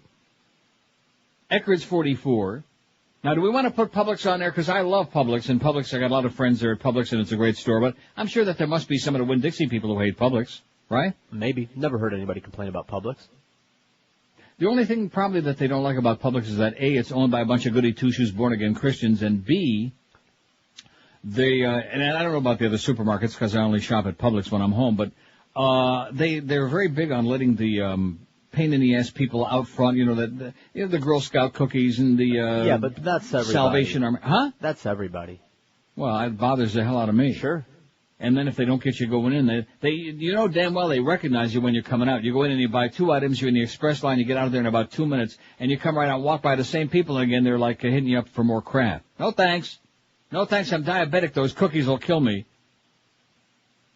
Winn-Dixie 68, Eckerd's 44, Brandsmart 18, Rooms to Go 14, Radio Shack 14, Circuit City 12, Pep Boys 6, Home Depot. This thing just flopped on me again. Home Depot's got 7, Pep Boys 6, Best Buy 5, Bird Eyes 5, Mattress Giant 4, Sam's Club 3, and Lowe's 2. Best Buy's only got 5. Well, I guess probably those people out there got a lot more patience than we do, number one. And number two, they don't mind standing around for hours to save a few bucks. They got plenty of time. I mean, their prices are, they're better than Circuit City, but who the hell wants to stand in there waiting? And it's frustrating, too, because you just see all of these people milling around and you wonder, what are they doing? And why do they keep herding me over to that damn glass counter over there? They want you in that line, man. They want you standing there obediently and they don't want you to move, Bastards. 5670560, pound 560 on the AT&T and Verizon wireless line. WQAM, hello. Hello. Yes, sir. Hey, Neil, I have one for your list. Why do you shop at Kmart? Kmart? Is Kmart still in business? Oh, they're the worst. Yeah, well, I don't know why, but yeah, they are. Where is there a Kmart in South Florida? There's one on University and State Road 84. The worst. All right, I'll be right over, thanks. How do you like that? There's still Kmart's. I realize they're not all out of business. What? Yeah, there's a big Kmart right by the house. Well, aren't you lucky? No, I'll go to Target, thank you. Oh. Yeah, Kmart is a schlock shop. There's no question about that. Their merchandise is embarrassing. In fact, you're dealing with a real low-rent kind of a human being when they're buying their clothes at Kmart. Oh, then, yeah. I mean, that's about as low as you can go. I will say this. I'll go to Kmart if I must. Right. Yeah, but I used to go to Kmart, the one out there by me, for certain things, like if you want to get like a bath mat, like you're right, like a bath mat or a towels or stuff like that crap. Yeah, metal rod. Right. But anything like that costs more than $3, I would say forget about it. Right? I went for some wrapping paper there once. There you go. Yeah, stuff like that. Yeah, if you're into wrapping. 567. In fact, I noticed a lot of people shopping at Kmart lately who seem to be into wrapping. 5670560. Which is probably one of the reasons they're out of business out there by the Sawgrass. WQAM, hello. CompUSA. CompUSA. Now, what's not to like there? Oh, God. Every time I go there to buy anything, maybe I'm an idiot, but every time I go there to buy anything, it never does what it's supposed to do. I try to bring it back, and I never get it in. I never get it back to them. I'll be damned. Okay, pal, thanks. See you later. CompUSA, he hates it. I don't know. I never had any bad experience there. Now, what's the place by I'm asking you. I should know. Right. By Publix out there by me, where, as a matter of fact, where Kmart used to be, I think. Maybe not in the same store, but on that it's not Office Depot. It's where I got that Great Brother fax machine for my house, the same one that I have here. Man, that thing, Office if I was Max? going to do Office Max? Is it Office Max? Well, that's I guess the maybe other, it is. That's the other place. It's something Max. It's Max? Huh? No, seriously. Sugar Smacks? Maybe it's called... Push the button, Max! Oh, that's what it is. No, maybe I guess it's Office Max. But I went in there looking for a printer, and lo and behold, they had this Brother MFC 4800. Now, seriously, if I want to recommend anything that I've ever owned in my life, this is it. You would just cry, you would weep if we had this machine there. It's, in fact, maybe next time I come back, I'll buy it, because, of course, they're not going to get it. It is so great. It's a faxer, it's a printer, it's black and white, but then again, what do I need color for, right? Right. Faxer, printer, scanner, copier, and it's impeccable, man. It's just sensational. It just cranks it out. I've had this one sitting here for 2.5 years. A couple of times I've had paper jam a little bit, but I jam on it. I'm an expert with it now. And so I got the same one for the house. What is not to like? It wasn't Staples, was it? No, I'm pretty sure it's Office Max. $275. Don't that sound pretty cheap to you, mister? Yeah, they're cheaper, but they probably don't work as good. What do you mean by that? Like there are cheaper units that do what yours does. Oh, there are cheaper ones. No, but I still say for one as good as this that does all of these different things, especially with something like that, a complex piece of machinery, peace Right. of mind is priceless. Right. And well, especially here, I can't afford to be, and if I lose this thing here, forget about it. You're doing a show that day. I just, between my computer and that, machine there, that Brother, it's a mother if I don't have that thing going. 56705, there's a little free spot for Brother MFC 4800, man. It's a lean machine. It's a great piece of equipment. See, I actually can say something nice about something if it works great, like my beautiful Corvette. What's not to like? See, there's some things that are good and some things that are pure crap, like the equipment at QAM. 5670560, pound 560 on the AT&T and Verizon wireless line. WQAM, hello. Yeah, hello. First-time caller. I'd like to be able to speak to Neil. Speaking. Listener. Speaking. Neil. Oh, my yes, sir. goodness. All right, well, I hate to have this be my first call because I love your show for a long time, but I have a little slight disagreement about the torture thing.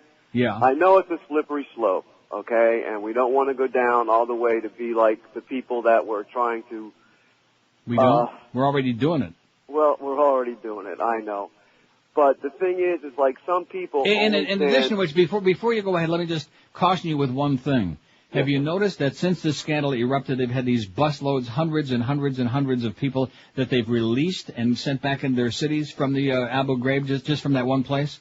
It's all it's political, just to make people happy, to show them something, that...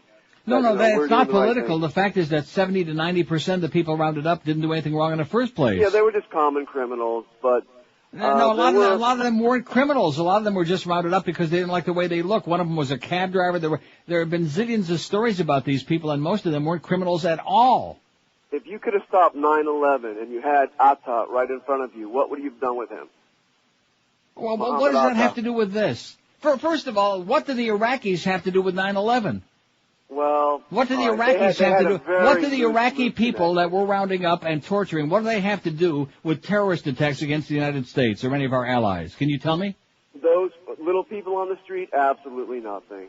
Hussein... No, any Iraqis. Name me any of the Iraqis who had to do with 9/11, please. Oh, it's all what we get from the news, so I can't believe it. I don't know what, it's like, I can't believe what, the news tells me today, no matter what... Well, what does that mean? So, in other words, it's the Iraqis? What about the Iranians?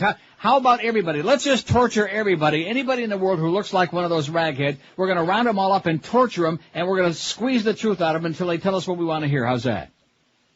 Oh, it's the news media. It's this. I don't know.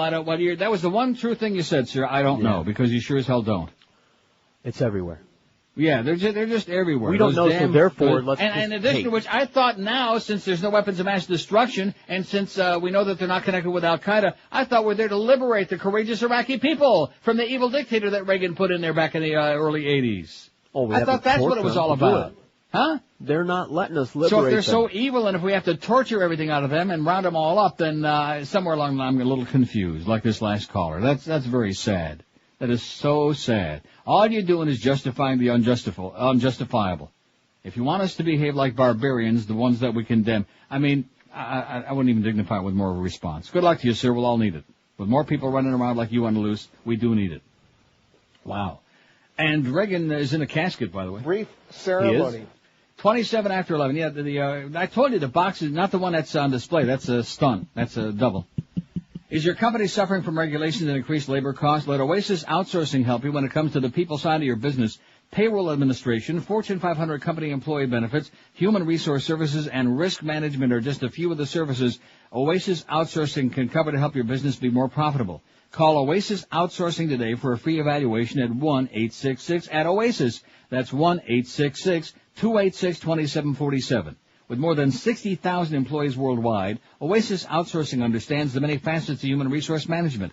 Outsourcing is being recognized by firms large and small as a powerful management choice, which allows you to focus on your core business while leaving the operational details to Oasis Outsourcing. So let Oasis Outsourcing make your business a lot more profitable. If you'd like a free evaluation with absolutely no obligation, call that toll-free number, 1-866-OASIS. That's 1-866-286-2747 for Oasis Outsourcing. Live and local. This is Sports Radio 560 QAM.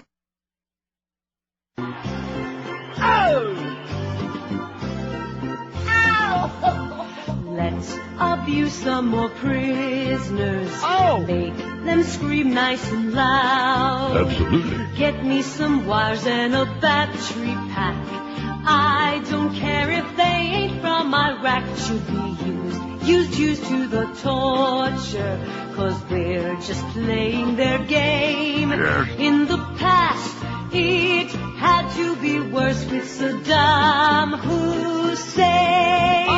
Here's a poll the Sun Sentinel's taken. Now, they did take another poll, which I thought I was going to get an update on, but I guess it's already gone, about Reagan. Was he a better than average president, average, below average? And better than average was like about 60-some%. But then again, average compared to what we got lately, maybe it's all relative. See what I'm saying? What are you saying? What we got the last 3.5 years. Anyway, here's a poll they're taking right now. They've only got 123 votes. Various proposals call for placing the image of Ronald Reagan on the dime, $10 or $20 bill, replacing FDR, Alexander Hamilton, or Andrew Jackson, respectively. Should Reagan be honored this way? He should replace FDR on the dime, 3.3%. 4 idiots said that. And I'm going to say it again. Most people aren't even aware. I guess it was the Statue of Liberty, or whatever it was, Lady Liberty, maybe it was Lady Liberty, was used to be on the dime, and then they put FDR in there because he's the one who invented the March of Dimes to raise money to cure polio, which eventually Dr. Jonas Salk came up with a vaccine, and we did cure polio, and that's why they put his picture on the dime, because he's the one that came up with the whole concept of the March of Dimes, because he had polio as a child and was in a wheelchair. You idiots, you morons. And even Nancy Reagan said, just say no to that idea, it sucks. How do you like that? Yeah. Replacing FDR. I'm going to tell you, the idea of people comparing Ronald Reagan with Franklin Roosevelt is like comparing Greg Reed with Walter Cronkite. See what I'm saying? What are you saying? 17.9% say you should replace Alexander Hamilton on the $10 bill. Well, Alexander Hamilton, who was the Secretary of the Treasury and was one of the founding fathers, he would probably be rolling over in his grave to hear that, right? I'd challenge them to a duel. That's right, with Raymond Burr, and his boyfriend. 4.9% say should replace Andrew Jackson, old, what the hell was his nickname? Don't tell me. Hickory. Okay. Wasn't that his nickname? That sounds right. Old Hickory? Old Hickory, that was Andrew Jackson. Right. I don't know, I don't remember. I know that song.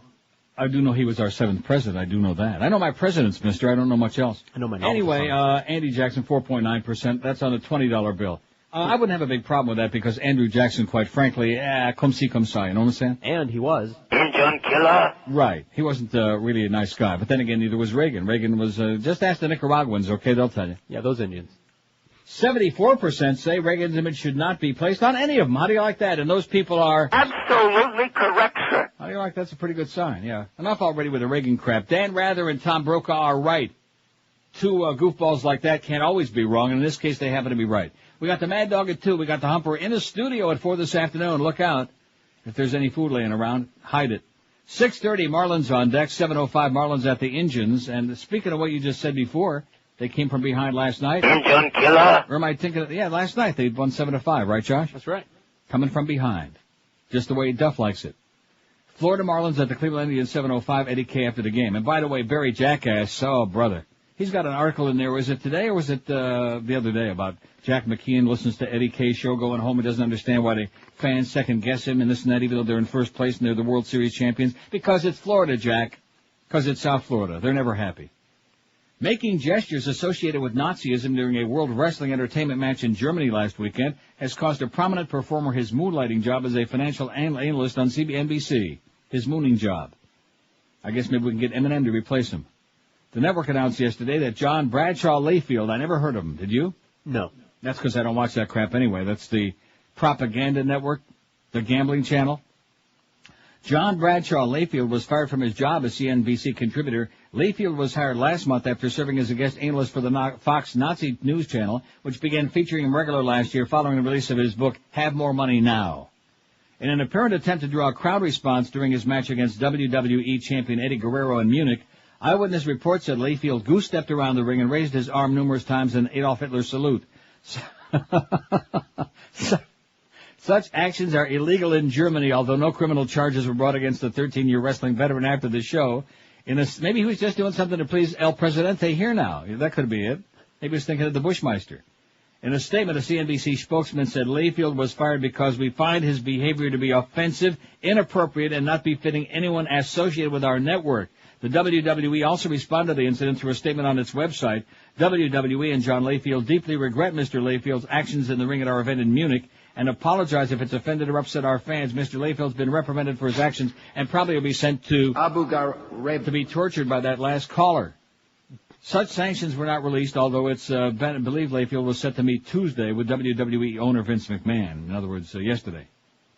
Layfield, 36, was most recently elevated to a main event position on the WWE SmackDown roster after his character was changed to portray him as an anti-immigration zealot, with Mexicans usually the targets of his prejudice during weekly Thursday telecast on UPN. Sounds like a lovely deal to me. Hey, by the way, something. Yes? That story I heard this morning is up on NPR's site about Ashcroft. About the memos? Really good, about the memos. And well, what does it say that our other stories haven't said?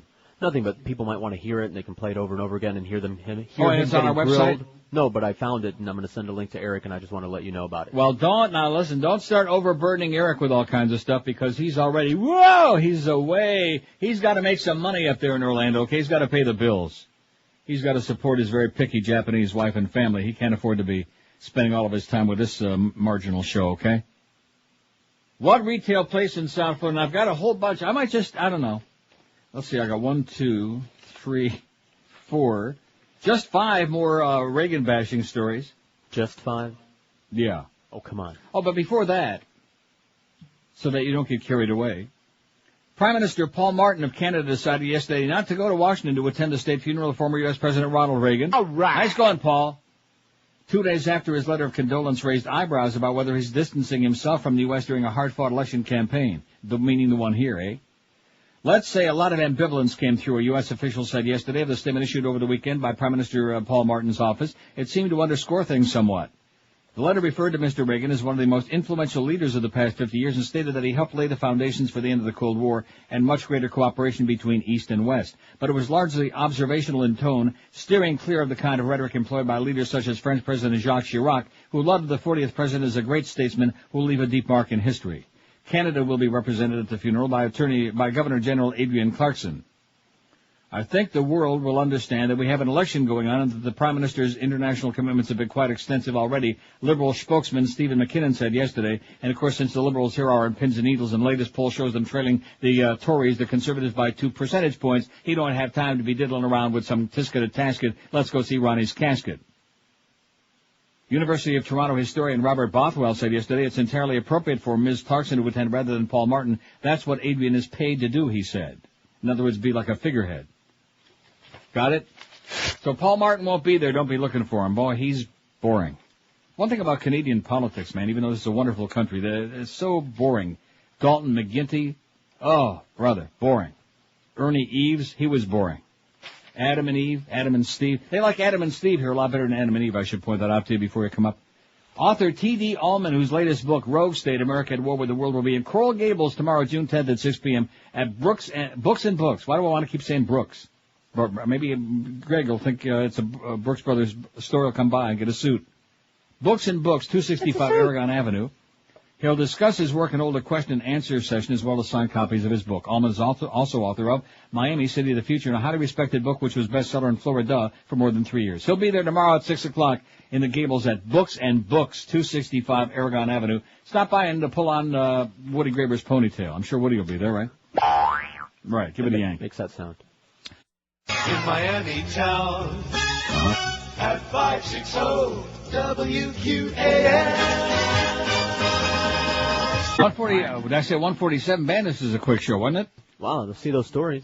Yeah, 1147 at 560 WQAM. Here, this fax must be for my good friend Ian Fromowitz at Woodbine. Says, how about our old friend, our old Jew, Mel Lastman? Mel Lastman, the former mayor of Toronto, he was great. Real character, real goofball, a lot of times very out of touch with reality. But he was fun. He had a great sense of humor. He was just goofy. Nobody took him serious. As opposed to David Miller, our current mayor, who's boring. And says, welcome back to Woodbine. Where's Randy Waples at Woodbine, by the way, Ian? What's going on over there, huh? Best harness driver in the world today is, beyond a shadow of a doubt, Luke Willett. Man, he is just unbelievable. And there were a lot of rumors that he's also, but that's beside the point. Nobody cares about that. Whip him again, Luke. Come on, smack him. Clark, more reasons to invade Iran than Iraq. I hope that guy was, and you know, people would say, see, that's why people don't want to disagree with Neil because he hangs up on him. I thought I had that guy in a fairly long time, considering how out of touch he was. Yeah, waiting a long time for him to justify any. I gave him plenty of opportunity to justify this insanity that he was trying to make, and it just aggravating the fact that he had no way, and to go on about, well, you know, the media, when in fact it's quite the opposite. The media are the ones who are covering most of this crap up and have been for a long time. His point is that's the only way we can, because he almost said it and you cut him off, but it's the only way the only thing these people understand. Is that what it is? That's what he was starting What do you mean, to say. these people? Those, you mean the ones that were liberating? Those, the ones who were liberating emancipation by decapitation, that crowd? You know, they're brown, they kind of hook-nosed, they wear rags on their heads. It would have made more sense to invade Iran than Iraq, says former U.S. counterterrorism advisor Richard Clark, who already has accused the Bush administration of being soft on terrorism and wasting resources by the Iraq attack. He said mere possession of weapons of mass destruction did not justify invading a country. This was the U.S. government's stated grounds for the Iraq war. If you take the case of Iran, its nuclear program is far more advanced than Iraq's was, Clark told the Austrian daily newspaper Der Standard in an interview translated into Neumann. There would have been far more grounds to invade Iran than Iraq. The U.S. believes Iran's nuclear program is a front for developing atomic weapons. Tehran denies this, saying its atomic ambitions are limited to generating electricity. Well, let's find a bunch of Iranians and tie them up and torture them and find out what really is going on. The U.S. military has found none of the caches of Iraqi WMDs in Washington that Washington said Saddam Hussein had possessed in abundance. In his recently published memoirs, Against All Enemies, Clark charged that the administration of Bush did not take the al-Qaeda threat seriously enough before 9/11 attacks and needlessly attacked Iraq. In a chapter entitled That Almost War, 1996, Clark says former U.S. President Bill Clinton almost launched a war against Iran for what Washington says its support for terrorism against the U.S. By the way, speaking of Clinton, last night on Biography, they had Bill Clinton. And I got to confess, because I remember that call I had a few months ago, and I sat here like, it had totally erased from my mind, because we were so obsessed with Monica and with Blue Dress and Penis Gate and the stain on the dress and all that Ken Starr crap. I had forgotten about the bombing of Iraq, that devastating bombing, like right at the D-Day there, right at the point where like push was coming to shove, so to speak, under the desk. Hadn't you forgotten about that? All forgotten. Yeah. And again, that's a news media thing. Well, it's wagging the dog, and you know something, it probably was wagging the dog. Well, he had to do something. Pretty sad. He was doing something. Oh, speaking of that, Mark Anthony says he may not be doing something. This is so... Can't that bitch just go away already, that J-Lo? Can't she just go away? Marry a whole bunch of guys, okay, and go and have a great time. Screw your brains out. I bet you she's never even seen a penis, that woman. I really don't think she's seen one. That's my honest opinion to you. Okay. I'm not arguing with you. I don't think she could even draw you a diagram. At least Monica could draw a picture. Deeming his personal life off limits, Mark Anthony dodged questions Tuesday about whether he and J-Lo got married this past weekend. The Latin singer performing in Rockefeller Plaza for NBC's Today Show repeatedly deflected questions from host Matt Lauer about the widely reported nuptials. Anthony could be seen wearing what appeared to be a wedding band on his left hand while performing Tuesday. It's got a picture. If it's not a wedding band, it sure as hell maybe got in a box of Cracker Jack or something. It looks like one to me. Maybe it's a rubber band. That might be it.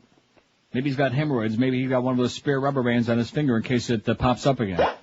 Lopez and Anthony reportedly tied the knot Saturday in a small ceremony at her Beverly Hills, California home. Anthony's publicist would not comment Monday. Lopez's representative did not immediately return a call Monday, but told the AP on Sunday he had no comment. Oh, don't tell me this is going to be another one of those. Oh, not again. Are we getting sucked in again? Oh, my God. I'm telling you. Can you imagine all the starving people in the world we could feed just with her? Rectum. Just fry it up, man. Probably a little on the greasy side, huh? Those people could go on the Atkins, the high-fat, high-protein diet. The Askins. Right, the Askins, the J-Lo Askins diet. I like it. They're asking for it all over the world. God, what a farce. What an, I guess it's a hell of a lot better than having talent, you know? Or if you don't have any talent, you come up with some kind of bullcrap like that. Who am I going to marry this week? Nobody cares, okay? Bitch, get lost. Some people are saying the way Hillary Clinton and Condoleezza Rice are portrayed in an ad for the new Stepford Wives film is distasteful, even outrageous. You ready for that? No. The spot shows an image of Rice made to look nude from the waist up and a picture of Clinton that morphs into what looks like a cookie-baking Stepford wife. It's got the pictures right here. Oh, I think we got this on our website. I'm pretty sure we do. You can see the pictures. I hope we did. I'm sure I did. The pictures move across the screen very quickly, but they caught the eye of a Kansas City woman who recorded the spot to make sure what she was really seeing. Becky Reynolds said when she taped and watched the ad again, she realized it was even worse than what she'd suspected. Oh, you got to see this. We must go immediately right now to our website. Okay. And shame on me if I didn't email this to Eric yesterday. Let me just take a quick peek, if I can ever get to it. It says, it's just inappropriate. It needs to be stopped, Becky Reynolds said. For those who haven't seen the 1975 thriller by director Brian Forbes, the 2004 version is pretty much the same, but with a dash of technical wizardry. Let's see. Let me drop down here. What's the headline on this? Controversial style. I guess it's pretty clear what the hell it is. Is it on there? Do you see it? Churchill? I don't see it. Oh, no. Oh, no. It's not on there. Like I said, my bad. Sorry, Eric. Well, I'm going to email it to him right now during the break, okay? Because at least you'll be able to see the picture. Can't wait. You will just pee in your pants, I guarantee you. And then Josh can get his buddy Josh Beckett to come by. Anyway, both films are based on a book by Ira Levin about a small Connecticut town where the women act too perfectly because their husbands have replaced them with robots. But Reynolds says the less than perfect images in the ad for the new film will keep her out of the theater. Pat Gray, who works with North Star Marketing Group, says the ad shows bad taste toward Rice and Clinton. In today's media environment, I don't know whether it's unacceptable morally or not. Distasteful for sure, Gray said. If I were them, I'd probably sue. Gray said the ad wouldn't drive him to the theater. That certainly wouldn't stimulate me to go see the movie, he said. And, of course, who the hell wants to see Condoleezza naked anyway? Or see, what's her name, at all, Hillary. Nancy Kirkpatrick, a spokesman for Paramount Pictures, said the film studio hasn't received any complaints about the spot. Paramount hasn't heard from Rice or Clinton either. How do you like that? So I'm going to pull the same scam today that I did yesterday. You notice how I've saved all my Reagan-bashing columns for the noon to 1 hour? Because Excellent. all the Reagan lovers, they're going to be turned over to Rush anyway, right? Right. Listen to him pop a few oxys right on the air there between noon and whenever he's on. Which is fine. That's okay. Have a good life. Listen to all that bull crap that he makes up as he goes along, all that right-wing propaganda about how Reagan was the greatest thing since sliced halava. And have a good life. Right? Right. And it's good for lunchtime anyway.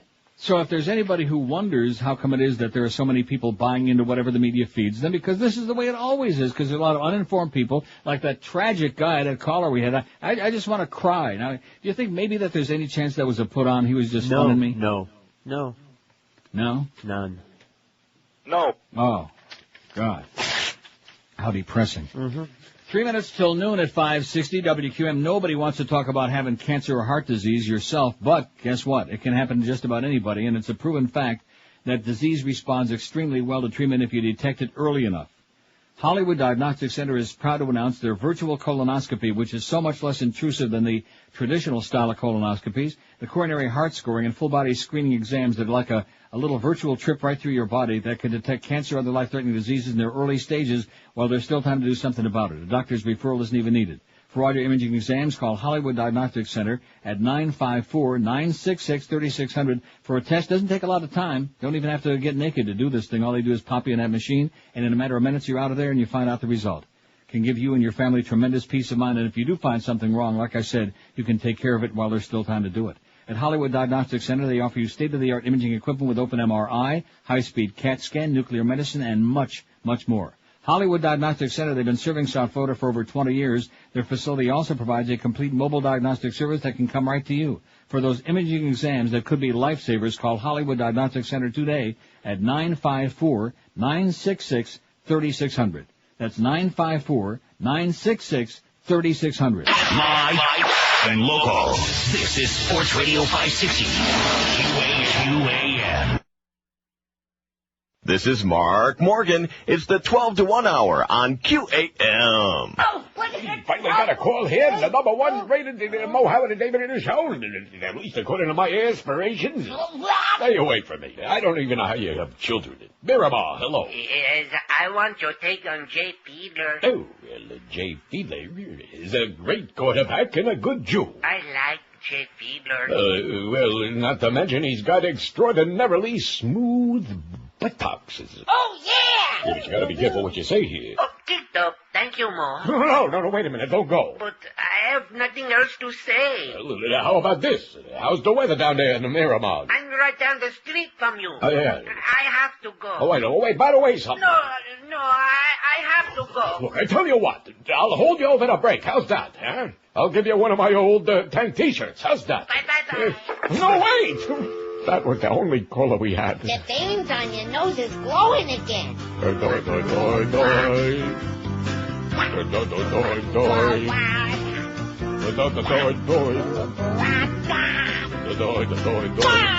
You got big purple veins on your nose and on your face, and around those oozing pimples you call If you go look in the mirror, you'll see a roadmap of ypsilanti. You got your hairpiece on, way too tight. My nose glows when something stings. Almost every day I think. And my veins, they start to tickle. My adenoid, yeah, I look like I'm falling apart. That's because I'm a cracky old fart. With a nose that's filled with purple veins. Something like that you ought to see. On Science Channel Discovery. My nose has a bleeding purple vein.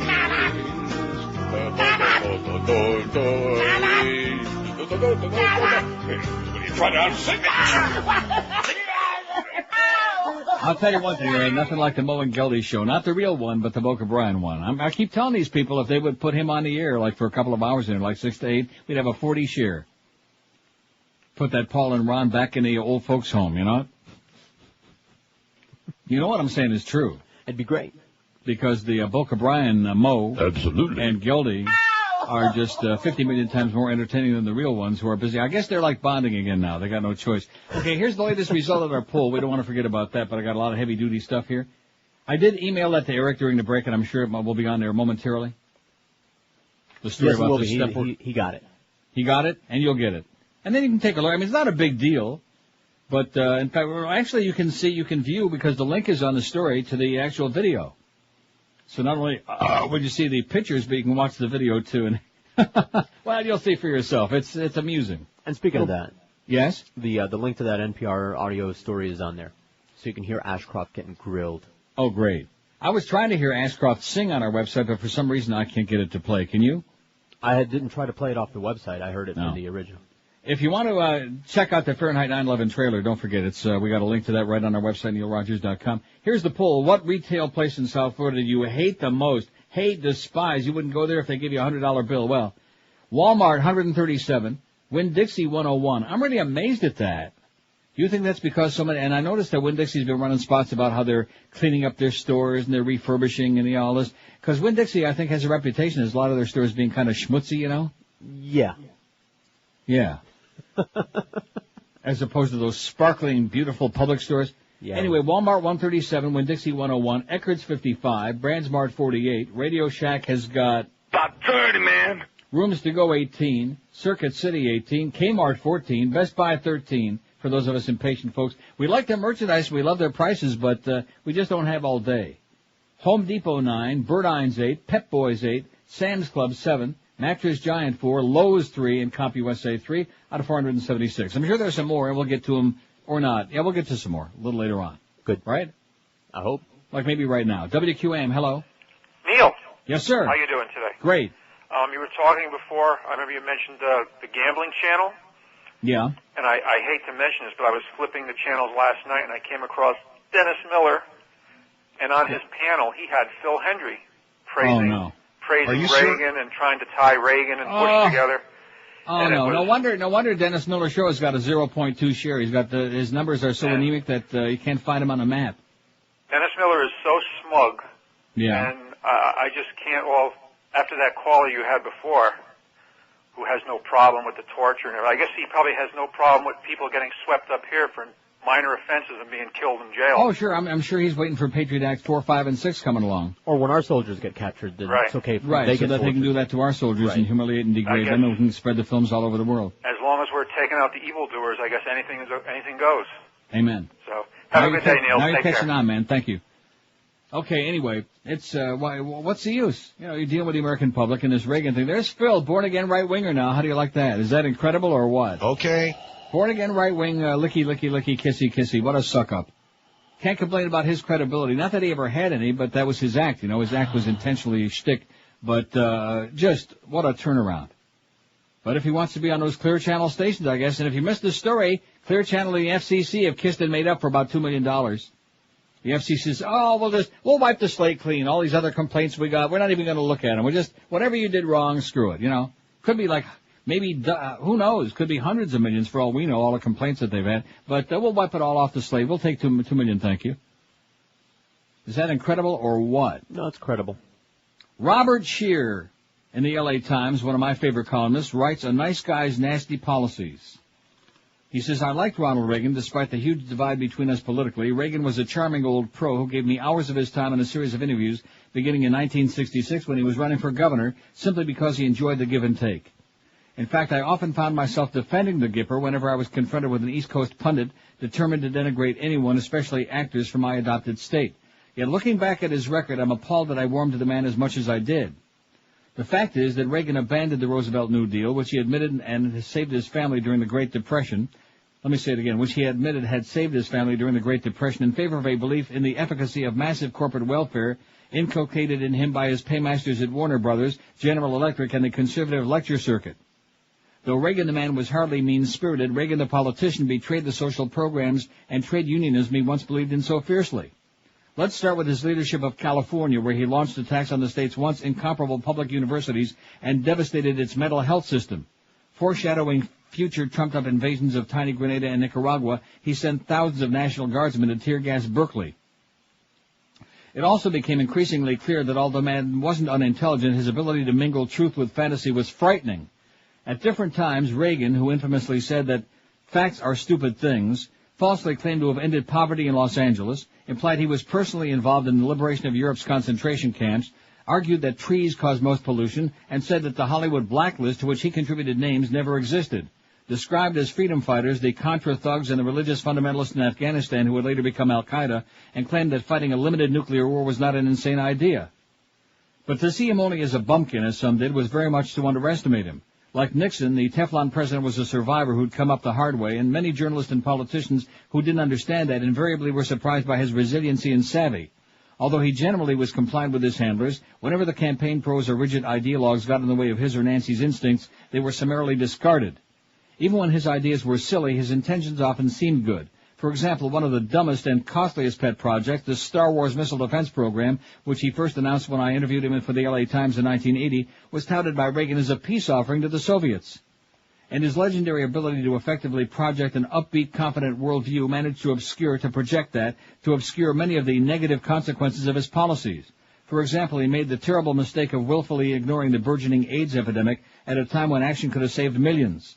Unlike many conservatives, however, he wasn't driven by homophobia. Instead, Reagan allowed AIDS to spread for the same reason he pointedly savaged programs to help the poor. He was genuinely convinced that government programs exacerbated problems unless they catered to the needs of the businessmen he had come to revere.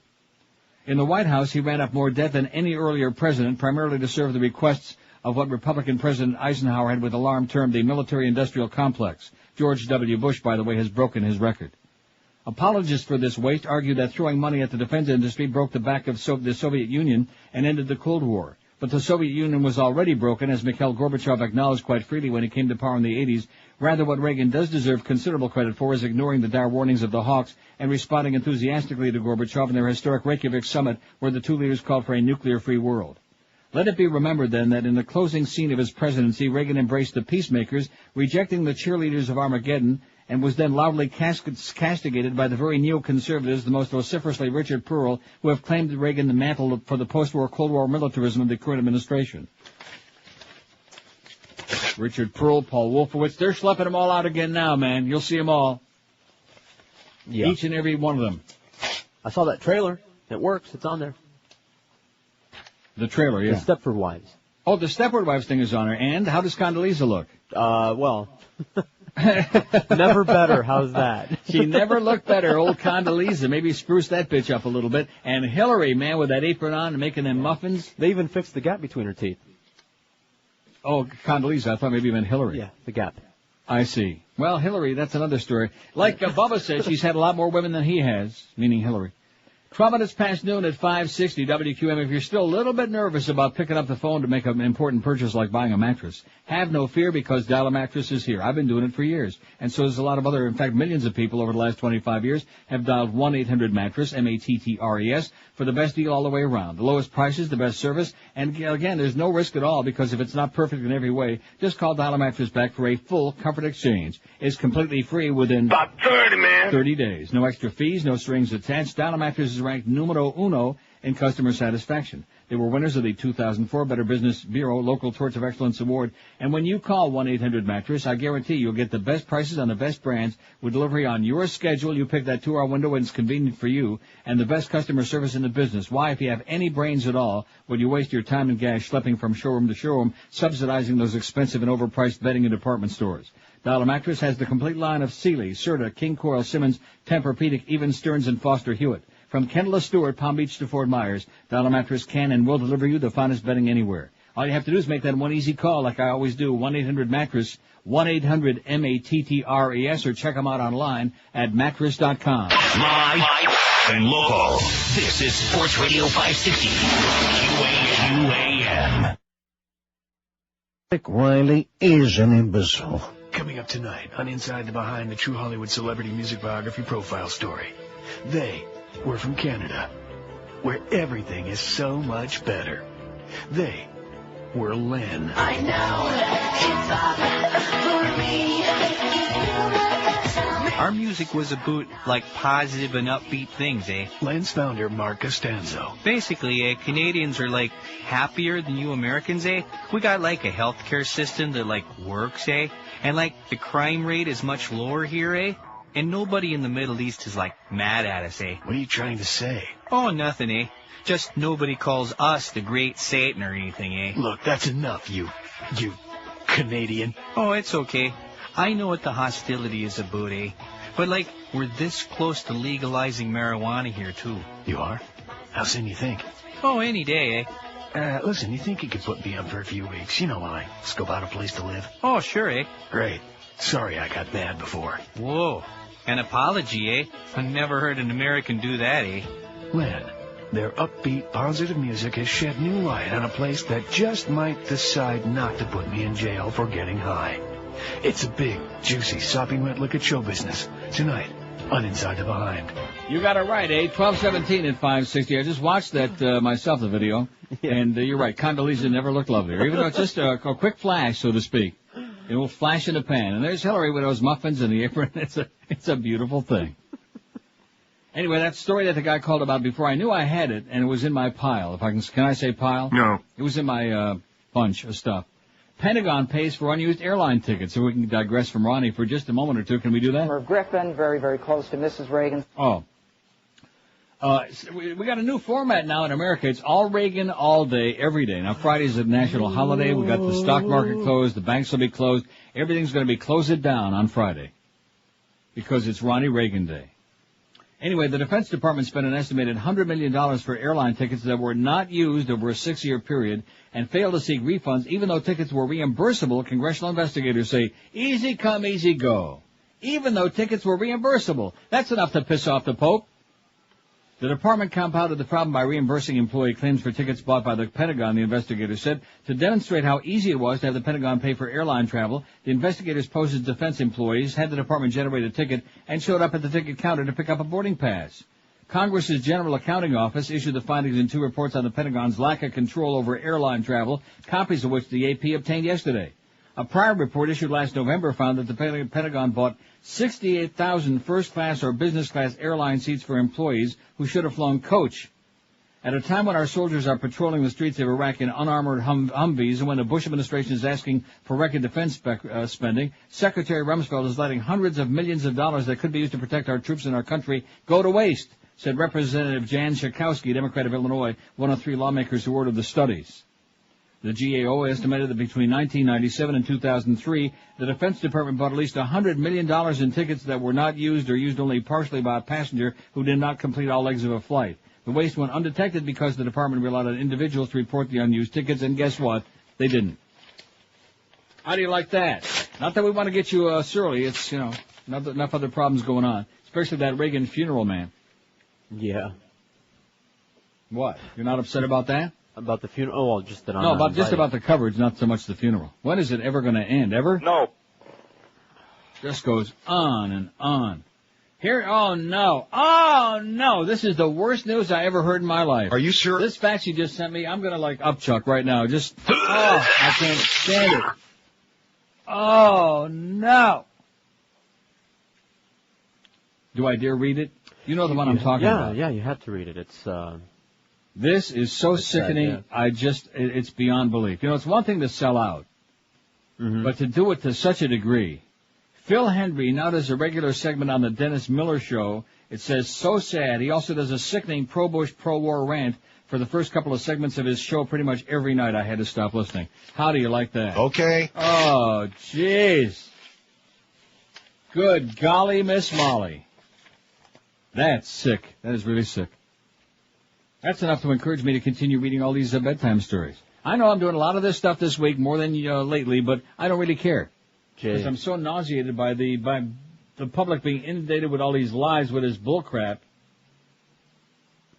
Oh, God. And now this real player is trying to do stuff on my... I don't want to do it right now, okay? Later. I accept. Whatever you want, I accept. Next. Here you go. Oh, jeez. Don't you hate it when that happens? Yes. And it's your fault because you're the one who made me watch that video. Although it was worth it. It was well worth it. Lots of good stuff you can... And I see... With all due respect to you, the NPR, which you're obsessed with NPR, the audio of that story about Ashcroft, that's the same story that I read at the beginning of the show. But in the story that you read, you don't hear him getting, hemming and hawing and getting grilled by those people. Which well, like I said, be sure and listen to the audio. It's on there. Boy, you got a lot of assignment. This ought to keep you off the streets today, folks. Keep you out of trouble. You got the beaded curtain with Rebecca Romaine Stamos and those very suspect hands on her. Well, they're not real hands. And then you got the fantastic collage of nudies that create the picture of John Ashcroft. That is, where did that come from? Somebody faxed a link to us. Thank you very much, whoever did that. I think I saved it. Well, thank you so much. Paul Krugman writes in the New York Times, the great taxer. This is his take. He says, over the course of this week, we'll be hearing a lot about Ronald Reagan, much of it false. A number of news sources have already proclaimed Mr. Reagan the most popular president of modern times. In fact, though Mr. Reagan was very popular in 1984 and 85, he spent the latter part of his presidency under the shadow of the Iran-Contra scandal. Bill Clinton had a slightly higher average Gallup approval rating and a much higher rating during his last 2 years in office. Oh, we want you back, Bubba, please, with or without that dress. Although he looked kind of look cute in it.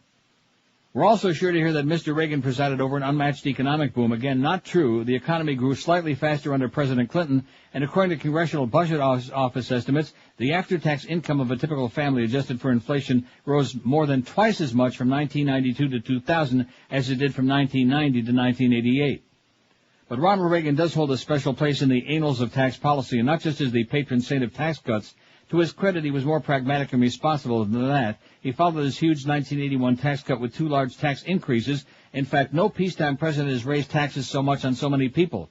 This is not a criticism. The tale of those increases tells you a lot about what was right with President Reagan's leadership and what's wrong with the leadership of George W. Bush. The first Reagan tax increase came in 1982. By then it was clear that the budget projections used to justify the 81 tax cut were wildly optimistic. In response, Mr. Reagan agreed to a sharp rollback of corporate tax cuts and a smaller rollback of individual income tax cuts. Overall, the 82 tax increase undid about a third of the 81 cut. As a share of GDP, the increase was substantially larger than Mr. Clinton's 1993 tax increase. The contrast with President Bush is obvious. President Reagan, confronted with evidence that his tax cuts were fiscally irresponsible, changed course. President Bush, confronted with similar evidence, has pushed for even more tax cuts. Mr. Reagan's second tax increase was also motivated by a sense of responsibility, or at least that's the way it seemed at the time. I'm referring to the Social Security Reform Act of 1983, which followed the recommendations of a commission led by Alan Greenspan. Its key provision was an increase in the payroll tax that pays for Social Security and Medicare hospital insurance. For many middle and low-income families, this tax increase more than undid any gains from Mr. Reagan's income tax cuts. In 1980, according to Congressional Budget Office estimates, middle-income families with children paid 8.2% of their income in income taxes and 9.5% in payroll taxes. By 1988, the income tax share was down to 6.6%, but the payroll tax share was up to 11.8%, and the combined burden was up, not down. Nevertheless, there was a broad bipartisan support for the payroll tax increase because it was part of a deal. The public was told that the extra revenue would be used to build up the trust fund dedicated to the preservation of Social Security benefits, securing the system's future. Thanks to the 1983 Act, current projections show that under current rules, Social Security is good for at least 38 more years. But George W. Bush has made it clear that he intends to renege on the deal. His officials insist that the trust fund is meaningless, which means that they don't feel bound to honor the implied contract that dedicated the revenue generated by President Reagan's payroll tax increase to paying for future Social Security benefits. Indeed, it's clear from the arithmetic that the only way to sustain President Bush's tax cuts in the long run will be with sharp cuts in both Social Security and Medicare benefits. I did not and do not approve of President Reagan's economic policies, which saddled the nation with trillions of dollars in debt, and as others will surely point out, some of the foreign policy shenanigans that took place on his watch, notably the Iran-Contra scandal, foreshadowed the current debacle in Iraq, which not coincidentally involves some of the same actors. Still, on both foreign and domestic policy, Mr. Reagan showed both some pragmatism and some sense of responsibility. These are attributes sorely lacking in the man who claims to be his political successor. So not quite as hard on Reagan, although some good points, and just again scathing on the Bushmeister, and rightfully so. I have no life. Can I tell you? The Bushmeister. It's America for you, baby. Zion America. Now let's see, am I done with this thing over here on my on my computer? I reckon. God. Finish, please. Finish. Swedish, Norwegian. Just get out of my life already. What retail place in South Florida do you hate the most? That's our poll today, which we're kind of ignoring it right now, but we got some bigger fish to fry, okay? You can smell them. Walmart 151, Winn-Dixie 113, Eckerd 64, Brandsmart 57, Radio Shack 33, Kmart 26, Rooms to Go 21, Circuit City 20, Circus City, Home Depot 15, Best Buy 15, Burdines or Burdines Macy's or whatever you want to call them 11, overpriced, Pep Boys 10, Sam's Club 7, Mattress Giant 7, CompUSA 7, and Lowe's has got 3. But I still do like that diagram. That was a beautiful thing. Well, we sure had a lot of good artwork today, you know? It's a good day for art. It's a great day for art. Linkletter, he turns 110 today. He's still alive, ain't he? I guess. I don't know. Yeah, he's still alive. He's out with Larry once in a great while. Oh. They shove him in, prop him up in the seat, and you watch those two dead men making conversation. It's a lot of fun. 27 past noon at QAM. Summertime in South Florida guarantees 3 things: heat, humidity, and hurricanes. You can't control the weather, but you can control how you protect your home during hurricane season. Florida New Code Hurricane Shutters installed shutters in over 3,000 homes in South Florida over the past decade. From panels, accordion, roll-down, or Bahama shutters, Florida New Code Hurricane Shutters make it easy for you to pick out the hurricane protection that you need for your home. Call 954-868-4935 for your free home estimate, no obligation. If you own a 2-story home, you know what a pain in the ass it is using a ladder to put up those shutters. But Florida New Code now offers you a new steel panel system designed to be installed from the inside on second-floor windows. You don't need a ladder. You don't have to worry about breaking your neck. They'll even give you credit for your existing hurricane protection toward any new purchase. So call Florida New Code Hurricane Shutters today at 954-868-4935. That's Florida New Code Hurricane Shutters. They've been providing South Florida hurricane protection over the past decade. 954-868-4935. Live and local. This is 560. The radio's all yours now. QAM. I'll smear you all over the joint, do you hear? Bo Bob Schlubadinky cares about our environment. These shores here are precious to our environment. It's my job to monitor their majestic beauty while it lasts. The concerns of this oil rig crew chief may not surprise you. What might surprise you is who he works for. Shell. We work hard to keep the bay fair and clean. We throw the coral and tropical fish back in after spray painting it back to its original color. And my crew has plenty of Clorox to clean the oil ducts. See? Paying higher prices at the pump is a good thing. These shores should stay pristine for the next 3 or 4 years once we massacre them savages and dispose of their bodies properly. The efforts of good folks like Bo Bob provide the luxury of giving your SUV enough power to intimidate smaller cars in front of you before having to fill up again at the next available Shell station. It goes without saying. I like that Citibank paycheck every week. We represent what Saudi America is all about, all around the world. If you don't like Shell, go to hell. And we don't care if we mess up your gas tank anyway. 12:32 at 560 WQAM. Are you ready for the worst story you've ever heard in your life? Even worse than Phil Hendry is sucking up with Dennis Miller? I'm ready. It's not about that prom, is it? No, it's about Laura Bush. Just in, only moments ago. You ready for this? I don't think you are or ever will be. Laura Bush, I want you to listen to every word of this very carefully. Right. Laura Bush, whose father died from Alzheimer's disease, said today that she admired Nancy Reagan's devotion to former President Ronald Reagan until his death, but could not back her call for relaxation of stem cell research restrictions. 58 members of the Senate, I forget what the number was, I think a couple hundred members of the House have already signed on to this. They've hopped on board. But not Laura, not the Bushies, man. Reagan, the 40th, well, we know he died. Mrs. Bush, whose father died in 1997 of Alzheimer's, said she had great respect for the former First Lady and that she was an excellent role model for families struggling to cope with the disease. I know how very difficult it is for the patient, obviously, but also for the caregiver. It requires unbelievable strength of character to take care of the person you love as you see them slip away like that. The long goodbye they call Alzheimer's, the First Lady told a CBS Early Show from Sea Island, Georgia, where leaders of the group of 8 countries are meeting.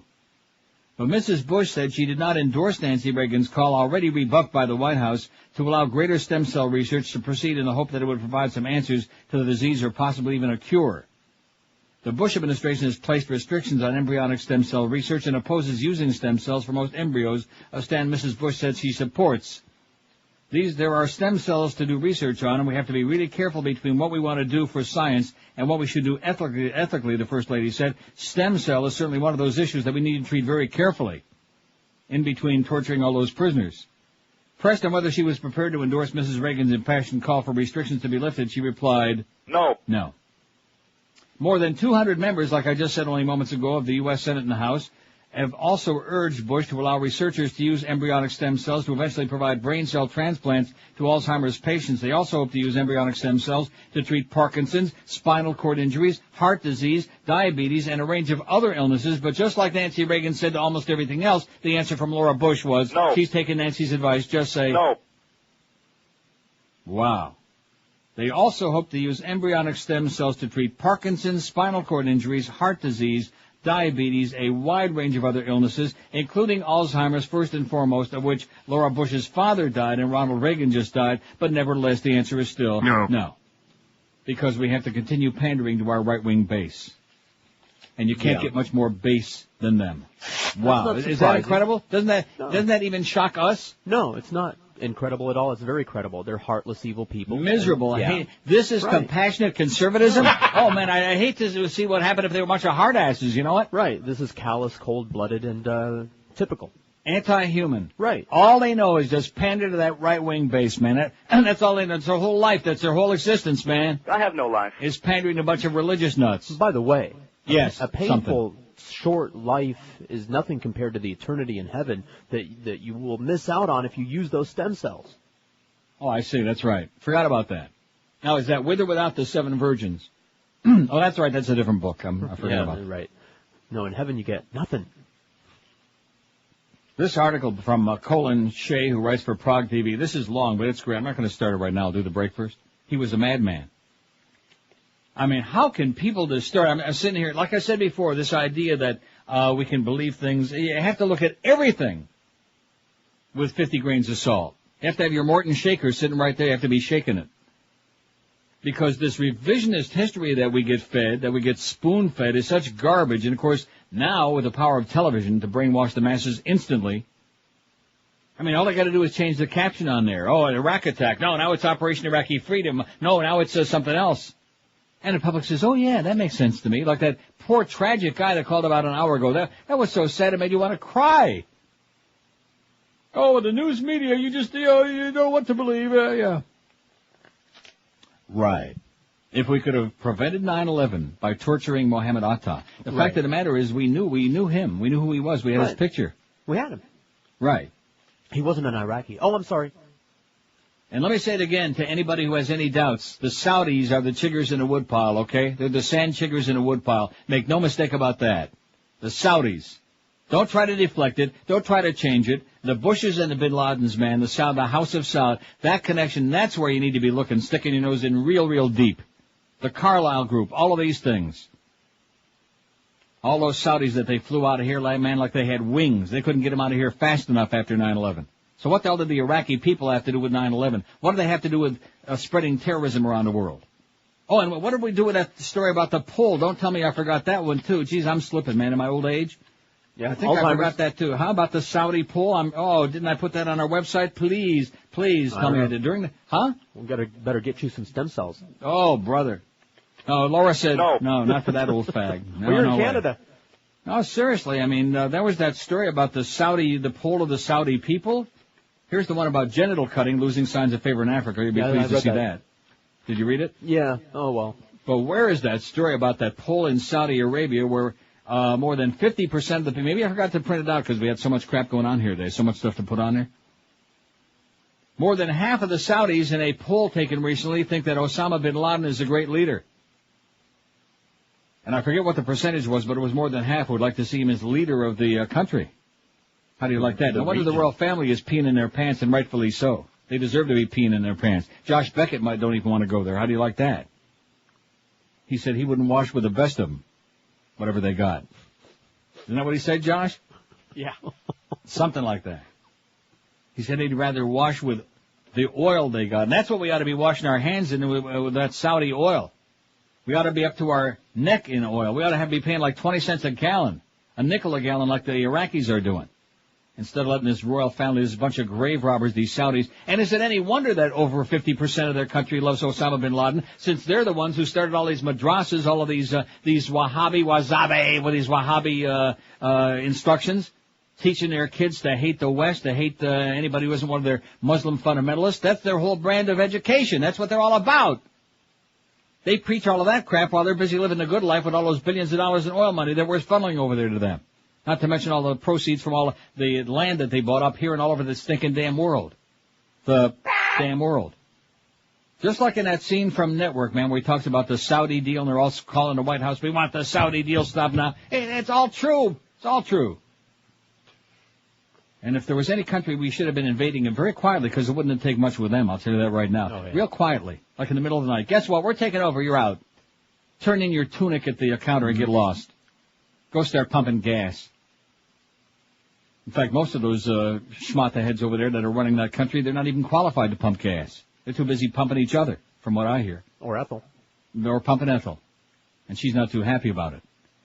1241 at 560 WQM. If your hair has gone to hell in a handbasket, in fact, if your hair is just on the way out, nobody wants that beast look, okay? And nobody wants that beastly-looking piece on the top of your head, man. People just fall all over themselves, laughing their ass off when they see one of those phony pieces. Like Aaron Brown, you can spot that muskrat a million miles away. And the Momeister, well, what's there to say about that? The less said, the better. Absolutely. For more than 35 years, Charles Alfieri has been doing it right.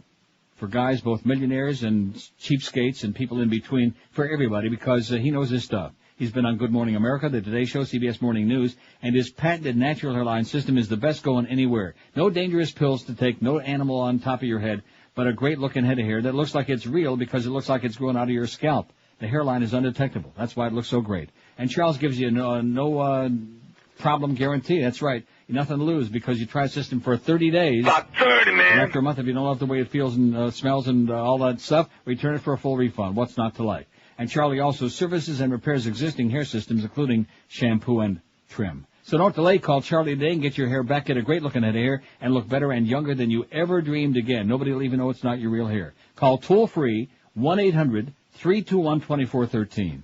That's 1-800-321-2413, or check them on the web at charlesalfieri.com. We're Sports Radio 560 QAM. Couple missiles toward a place we know. Oh! And aim 'em at a fella whose first name begins with O. There's one thing we all understand. Al-Qaeda won't be finished until we blow up Pakistan. We could chase them round forever with our tanks and all our troops, but special forces are so tired of jumping through them hoops. You know we need another plan, so let's cut out all the nonsense and go blow up Pakistan. All right. Al-Qaeda needs a nuclear tan. Oh, why don't we stop pussyfooting and go blow up Pakistan?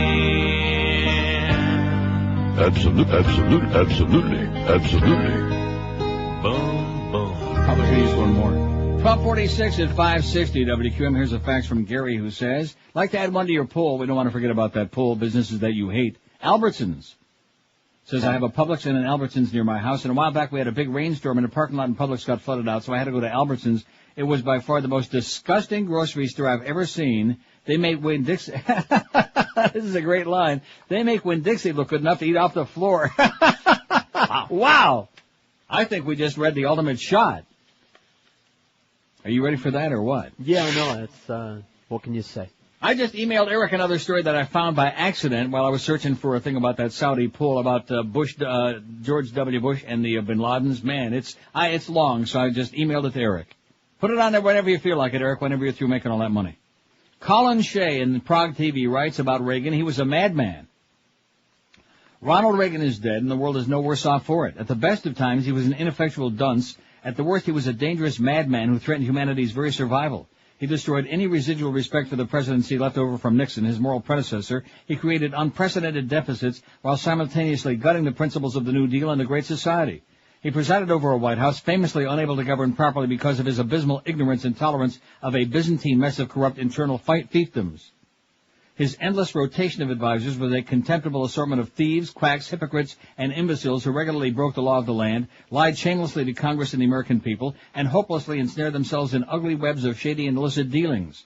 Reagan claimed to be leading a conservative revolution, but he left the presidency with America mired in debt, more authoritarian, militarized, and centralized than ever before, and with a foreign policy that was the laughingstock of the civilized world. It was a morning in America, but the dawn was black indeed, a black dawn where Christian greed was celebrated over commie compassion, where a family man could now walk out of church and taunt a homeless family, secure in the knowledge that their poverty was their own fault. A black dawn where a lie repeated 5 times could become a simple truth. A black dawn where the Attorney General could commit crime after crime without consequence, where the National Security Advisor could sell weapons to terrorists in order to finance more terrorists, where B-grade science fiction movies served as policy papers, and C-grade farce served as the script for governance in the halls of power of the mightiest nation the world has ever known.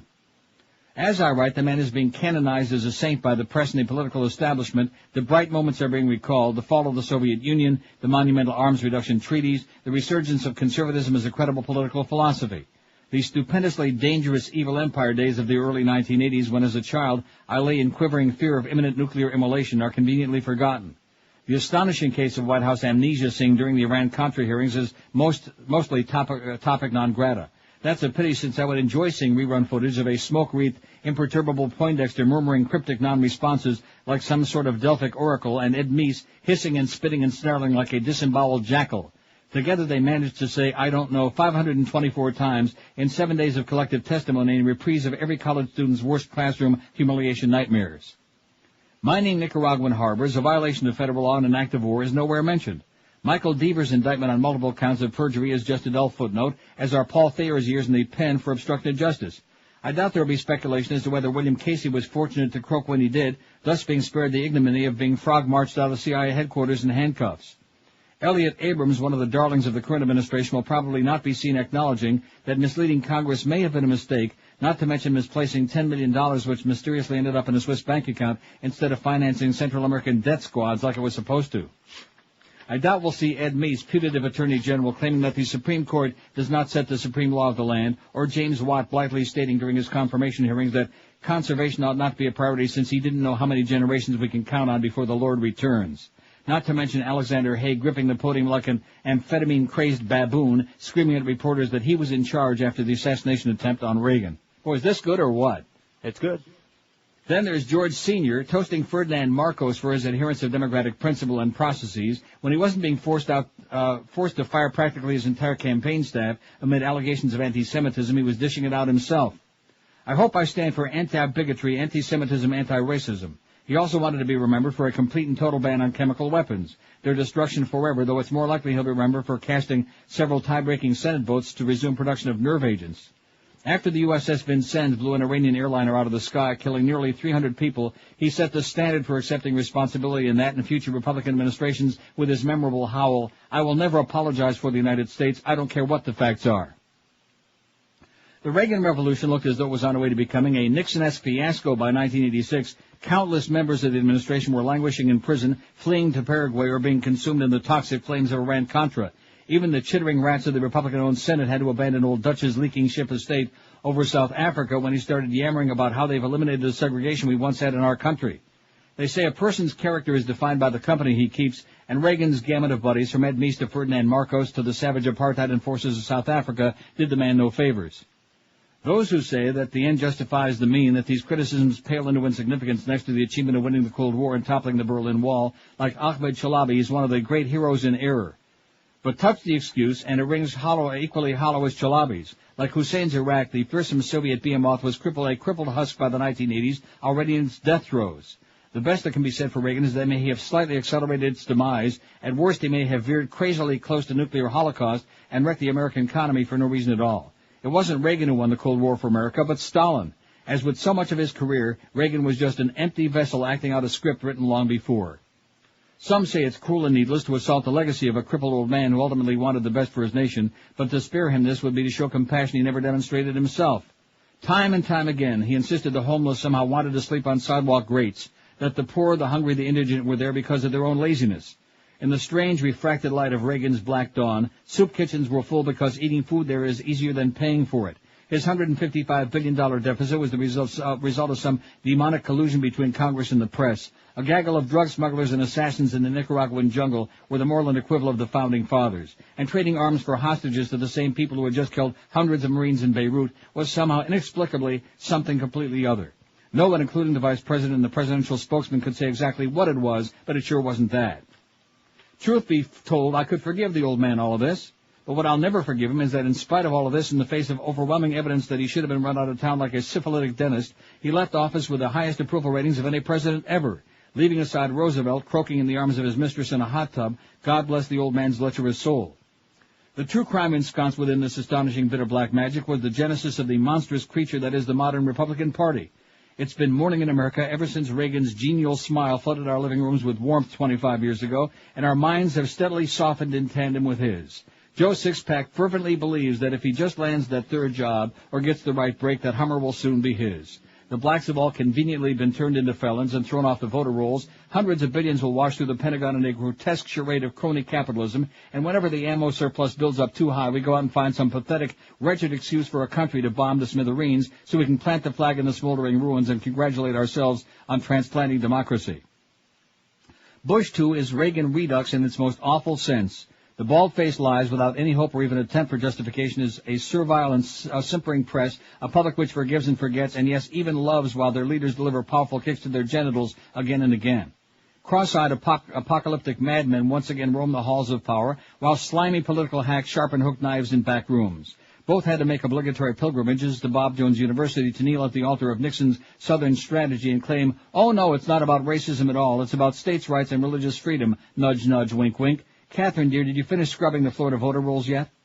The same well-honed policy apparatus is in place once more. Bush's blind man in the room full of deaf people is today's equivalent of Reagan generating policy ideas from trashy sci-fi novels. Don Quixote tilting at windmills had nothing on these guys. Just as Reagan was prepared to throw away a decade of arms control for the sake of his non-existent space lasers, Bush insists on implementing a non-functioning missile shield to defend against a non-existent missile threat. Reagan's doomed American medical students and Cuban military airfields on Grenada set the stage for the desert mirage of Iraqi WMD. And whether it's Iran-Contra or Abu Ghraib that's the cause of enraged congressional scrutiny, both Reagan and Bush have the sense to hunker down in the undisclosed location and shrug, hey, don't look at me, I'm just the president, these guys don't tell me anything. But for all of that, Reagan even had some limits. He funded non-killing death squads from El Salvador to South Africa, but he couldn't stomach Ariel Sharon tearing through Lebanon and engineering made-for-TV massacres of women and children. But he set the stage for those who could, and now the hard boys are back in the saddle calling all the shots. Sharon can wade in blood if he wants, while the American people sit back and write checks to pay for the bulldozers, squashing peace activists and raising refugee camps. Ronald Reagan was not a great man. He was a dangerous and incompetent president who brought dishonor and disgrace to his office and his country. The adulation and reverence being heaped on him today is an obscene affront to truth, history, and the millions who are worse off today because of him. The modern Republican Party's new muscular conservatism, with its nutty imperial dreams, voodoo economics, a worldwide gulag archipelago, contempt for the Constitution and the rule of law, and blind and bumbling ignorance of fact and history, is his creation. And so in this time of crisis, we must not let our memory of Reagan be shrouded in sentimentalism and glory. He takes with him to his grave ineluctable responsibilities that he would never accept during his tenure, or indeed in his life. The seeds he sowed so long ago have come to monstrous fruition. Let us use this poignant moment not to create a false and unworthy idol in the pantheon of American democracy, but to carefully consider how we've come to this dreadful pass and whether and how we may yet turn back. What a great article for Prague TV by Colin Shea. Yeah. He was a madman. And well said. 12:56 at 560 WQAM. With the heat of summer here right now, it's a great time to get out of that car you've been driving around and get yourself into a great new Toyota from Armstrong Toyota of Homestead. They're on US 1, just 20 minutes south of the 836. And even if you live nowhere near Homestead, it's worth the drive because they're going to make you such a great deal and save you thousands on great new Toyotas. With rising gas prices, you may want a new car with more fuel economy. The legendary Toyota Corolla can be yours for just $11,990, or you can lease it for just $209 a month. Need a great Toyota for that college or high school graduate? How about the Toyota Echo, lease priced at just $199? Need a truck? The V6 Toyota Tundra regular cab can be leased for just $239 a month. Looking for the hottest new car around? Check out the Corolla XRS and Solara convertible now in stock at Armstrong Toyota of Homestead. These guys will just about stand on their head to make you a happy customer, and they're even open late to late weeknights to make sure they get all your service work done too. Armstrong Toyota of Homestead was the first dealer that would offer you free tires and batteries for life, and now they're the first to offer you free replacement for life. How can you beat that? That's right, tires, batteries, and free replacement parts for life. Nobody else does that. So forget about those mega dealers with their screaming car spots. For a real great deal for honest, see our friend David Rich, the GM at Armstrong Toyota of Homestead. Drive a little and save a lot on that great new Toyota only at Armstrong Toyota of Homestead. Live and local. This is Sports Radio 560 QAM. 1 to 2 hour.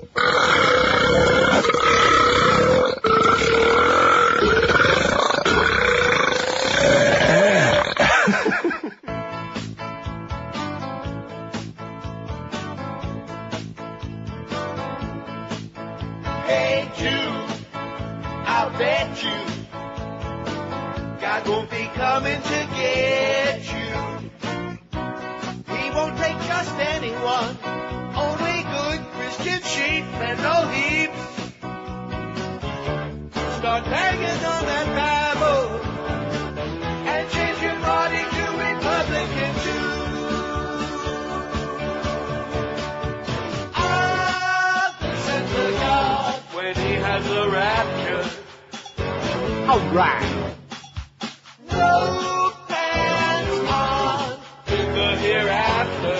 Oi! He takes all your clothes off because in heaven you're naked. Not much to do up there, no computer.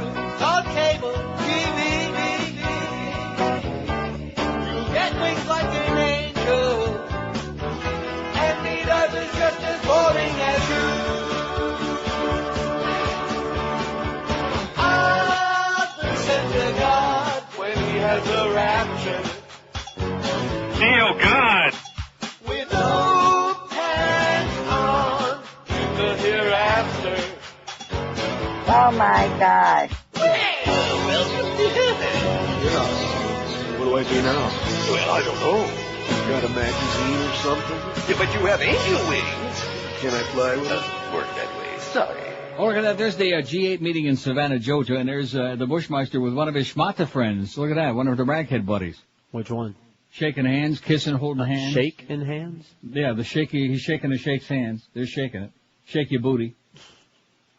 Anyway, there was a word in that last story, which I always try very hard because Maureen Dowd is the one that usually screws me up with words that I never heard of before. There was a word toward the end of the story, ineluctable responsibilities he would never accept during his tenure. He takes to his grave. Ineluctable. I have no idea what that means. New one on me. And I was going to look it up. I'll do it during the next break. I was going to look it up on the dictionary search on here. But, of course, my computer, I've had to, reconfabulate because of that damn real player thing because of you. Yeah, it's but it was worth it. No, it was worth it. It was all your fault. But it By was the way, worth they it. were showing that story on, that trailer, including the morphing part on MTV as I was flipping. All right. Oh, there's Condoleezza. Israeli-Palestinian issue. Yeah. Yeah, we got your issues all right here, sweetheart. Chevron, bitch. Jimmy Breslin writes, well, I tell you, we're getting, backed up here. How the hell did this happen to me, you know? Oh, we'll get all the Reagan stories in. Good. And some others. Good. How's the poll coming along? Let's take a look at that. We don't want to forget it, although, quite frankly. What retail place in South Florida do you hate the most? Walmart, 175. They're pulling away in the stretch. Winn-Dixie, 129. Eckerd, 71. Brandsmart, 68. Radio Shack, 35. You got to be on crack to shop at Radio Shack. Kmart, 31. Rooms to Go, 29. Circuit City, 22. Home Depot, 20. Best Buy, 18. Burdines, 13. CompUSA, 13. Pep Boys, 12. Mattress Giant, 10. Sam's Club, 8. Lowe's, 3. And Albertsons, 3, which just went on there, out of 660 votes. Oh, we're getting close to 6-6, you know what. Jimmy Breslin writes in Newsday, and hopefully I won't blow any words in this, scientific method eludes president. One of Ronald Reagan's great desires was to have an anti-missile defense that would knock everything out of the sky from a fly to a huge missile. He has left us with George Bush, who is also sure it can work. Explanations of this defense were best explained by the late Columbia psychics professor I. Raby. Psychics? He came out of... I beg your pardon? Did you say psychics? Did I say psychics? You did. Physics professor. I was thinking of Nancy. Come on, show a little compassion, will you please? Mm-hmm. I was thinking of Nancy. Psychics physics professor I. Raby. Rabbi. He came out of Hopkinson Avenue in Brownsville in Brooklyn. In his first years in grammar school, he collected scraps of wire and used them to build a radio. He was a man small only in size who used to sit on Riverside Drive and occasionally a bar stool at the old Costello's on 44th Street and talk about anything he had on your mind. He was a Nobel Prize winner for his work on the MRI. During WW2, he was at MIT working on a sonar that was to cover the ocean with the bodies of dead German submarine sailors. Then he would say nothing to his wife and leave the house and take a long train trip to Los Alamos, New Mexico, where he lived in secrecy and was the consulting engineer on the first atomic bomb. He won the pool on the size of the first explosion ever of an atom bomb. He was a psychic physics professor. He was Dwight Eisenhower's science advisor. After that, he came to Columbia as a prize physicist, which is how he got to Riverside Drive and Costello's on East 44th Street. One afternoon, he spoke of the Star Wars missile defense that Ronald Reagan, then president, yearned for so earnestly. Don't deprive an old man of his dream, Raby said. Let him have it. You mean the thing works, he was asked? Yes, I'll tell you exactly how. A baseball pitcher is on the mound. He has the ball in his hand. You have to shoot the ball out of his hand at the instant of release. You can't shoot it before that, and you can't shoot it after he's released the ball. You must shoot at the instant of release. So the pitcher stands there and holds the ball, and you're looking at him and ready to shoot, and the pitcher stands still forever, and you watch him until you go crazy. We spend our money on it. It has Russia crazy. I know the scientists there. They know it's nuts. But the generals come up and say, America's spending huge amounts of money on it. They must know something. We better catch up. Oh, ketchup. Isn't that a vegetable? Yes. Oh, no, that was Reagan. That was the vegetable. That is the same system that Reagan's inheritor George Bush advocates so strongly today. We've tested our missiles, and they've hit nothing. Still, we spend and work on them. They enchanted Reagan, so George Bush inheritor is enthralled with the glorious excitement of technology that, with the enthusiasm of the unwashed, he heralds as the answer, perhaps as early next week, to the most diabolic of enemies. I'm on the crowded streets of Washington Heights, and there are 2 lines of grammar school kids coming out of a church which I recognize as St. Elizabeth's, where I've attended a funeral. That was when they buried a Marine named Ryan A. Tejeda, dead in Iraq. He was there because George Bush's administration showed the nation a great scientific fact that the worst weapon of mass destruction is a lie told by government officials. Saddam Hussein had weapons of mass destruction ready to use against us any moment now. They told to the country in every way, they told that. From the White House, where Bush made a State of the Union address scaring us all, to the United Nations, where George Tenet sat behind Colin Powell, who said, see, these two trucks in the photographs? They're Iraqis moving weapons of mass destruction. The pictures were frauds. They had been taken 2 weeks apart and inspected by the United Nations man Hans Blix. Powell today explains it as being muddled by the CIA or something like that. He was my vote for the first non-white president, Powell. Today I want him to quit, as he should have months ago. Inside this church at Tejada's funeral, the New York Mayor Bloomberg got up and continued to lie, saying that Tejada died because of trying to locate weapons of mass destruction. It was a falsehood issued without a thought because the President Bush says so, it is so, and Bloomberg doesn't have the sense to stay clear of Bush, a low IQ stumbling around science. People get killed because of this. A huge street sign at 180th and St. Nichols read Tejada Street.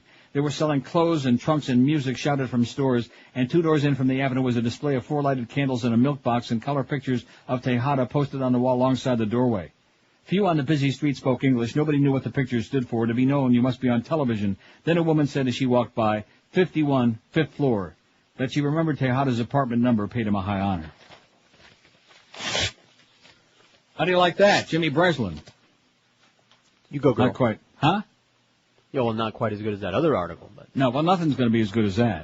Of course, that was on Prague TV. Will you see it on American TV? I don't think so.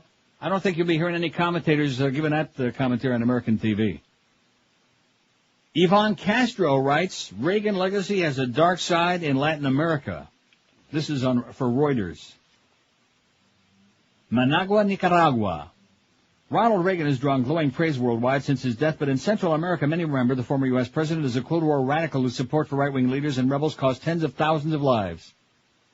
The impoverished countries of Central America erupted in violence in the 80s when Reagan was president, and his administration spent millions of dollars in vicious civil wars. In the name of fighting communism in America's backyard, Reagan supported Contra-rebels against the revolutionary Sandinista government in Nicaragua and helped prop up repressive leaders that faced leftist insurgencies in El Salvador and Guatemala. Since Reagan's death on Saturday, the reaction in Central America has been mixed. We don't celebrate any death, but we must be honest. We'll not start saying now that President Reagan respected international law, that he treated Nicaragua well. We're not going to lie, said Daniel Ortega, the Sandinista president who led Nicaragua during the war against the Contras. Miguel de Escoto, the former Sandinista foreign minister, added, there's not the least doubt that President Reagan did Nicaragua much harm and caused many deaths. An estimated 300,000 people died in Central America's civil wars, about half during Reagan's 2 terms in office. Many were civilians tortured and murdered by Army troops or death squads linked to armed forces that received heavy U.S. support, human rights groups say. That torture and murder stuff ain't brand new, is it? No. Abu Ghraib. A lot of extremely nasty things were going on, and the Reagan administration really defended and even actively supported some of the worst human rights violators in the hemisphere, said Daniel Wilkinson of Human Rights Watch in New York. Reagan's Central America policy came under criticism at home when the Iran-Contra scandal unfolded, exposing U.S. secret sales of arms to Iran to help fund the Contras, forbidden specifically by the U.S. Congress. There was no issue, and probably has been no issue since Vietnam, that has divided the American public and Congress more than the Reagan administration policy in Central America, said Russell Crandall at the U.S.-based Council on Foreign Relations. Reagan did not create the crises in Central America. The Sandinistas seized power in revolution months before he took office. El Salvador was already falling into chaos, and Guatemala's civil war had been going on for 2 decades. But critics said his hardline against communism killed off any hopes for negotiated settlements, polarized the region, and fed violence. Ronald Reagan's name is linked to the darkest dictatorships in the history of Guatemala, said Mario Polanco, who heads a group set up by families of many who died. Reagan does have admirers in the region who say his tough stance halted the communist threat, ultimately brought democracy. His 1983 invasion of the Caribbean island of Grenada to oust a Marxist government and rescue stranded Americans was very popular. Nicaraguan President Enrique Bolano said Reagan was a great defender of Nicaragua's return to democracy, and all Nicaraguans who believe in democracy recognize that legacy. And in El Salvador, President Tony Saca said Reagan helped the country in its most difficult moments. Allies say the proof is in the ballot box. Since the end of the region's civil wars, voters have repeatedly elected conservative, pro-Washington governments. The region, however, remains sharply divided, and the leftist leaders that went to war with the U.S.-backed forces in Nicaragua and El Salvador still pull in more than 35% of the national vote. Following all of these things, kind of a mixed bag, mostly negative on Ronnie Reagan, which you never get from this fawning insanity that goes on CNN and MSNBC and Fox Nazi News. Just round the clock, 24/7, baby, all Reagan all the time. And I realize you're not supposed to speak ill of the dead, but for number one, he was dying for 10 years, and for number two, when they go this far overboard in one direction, it needs to be a little counterbalance, you know what I'm saying? And our own little corner of the world. Yeah, and it's fun and tasty. Yeah, that's right. 5670560, pound 560 on the AT&T and Verizon wireless line. We'll get some more names of businesses on there. Norm Kent faxed me one about AIDS and the Reagan, which I will read. We'll get to it. And we'll get a couple of more calls. About 30, man. Before 2 o'clock, won't we? Or not, as the case may be. Mad Dog at 2, the Humper at 4. 6:30, it's the Marlins on deck. Marlins at the Indians. Little interleague play going on. 7:05. Eddie K after the baseball game. Let me tell you right now about a great place right now if you're starving to death. Lunch, dinner, late night snacks. It's the world-famous Pizza Loft in Davie on University Drive between Griffin and 595, right beyond Pier 1 Imports. Tons of free parking. They got lots and lots of seats. You're going to have to stay on lines even on the weekend. And boy, the prices are unbelievably low. Unbelievable. Even after all of these years, Jeff has barely even raised a little notch on that menu because he likes to keep the prices way down there so you can afford to keep coming back over and over again. The food is always fresh, delicious. It's cooked to order. 3 different kinds of great pizza, the best garlic rolls in the world, every kind of Italian favorite you ever heard of, and lots more too. Every Monday you buy one lasagna dinner and the second one is only $5, and you don't need any stupid coupons either. Every Tuesday when you buy one eggplant dinner, the second is only $5. Again, no coupon needed. And on Thursday, they offer a special where you buy any entree, and the second one is only half price at the world-famous Pizza Loft. No microwaves, nothing like heated up to excess. Everything, like I said, cooked fresh. If you want delivery, takeout, catering for as little as $5 per person, they do all of that too. Call 954-916-8880. 954-916-8880. After all of these years, still going strong and still consistently delicious fresh goodies at the world-famous Pizza Loft in Davie. Live and local. We're Sports Radio 560 QAM. Goodbye, Ron Reagan. No! That's it, you're done. I hope they put in your coffin a special lining there to protect the soil from your hair. Absolutely. All your old pals will be there, the ones you can't remember.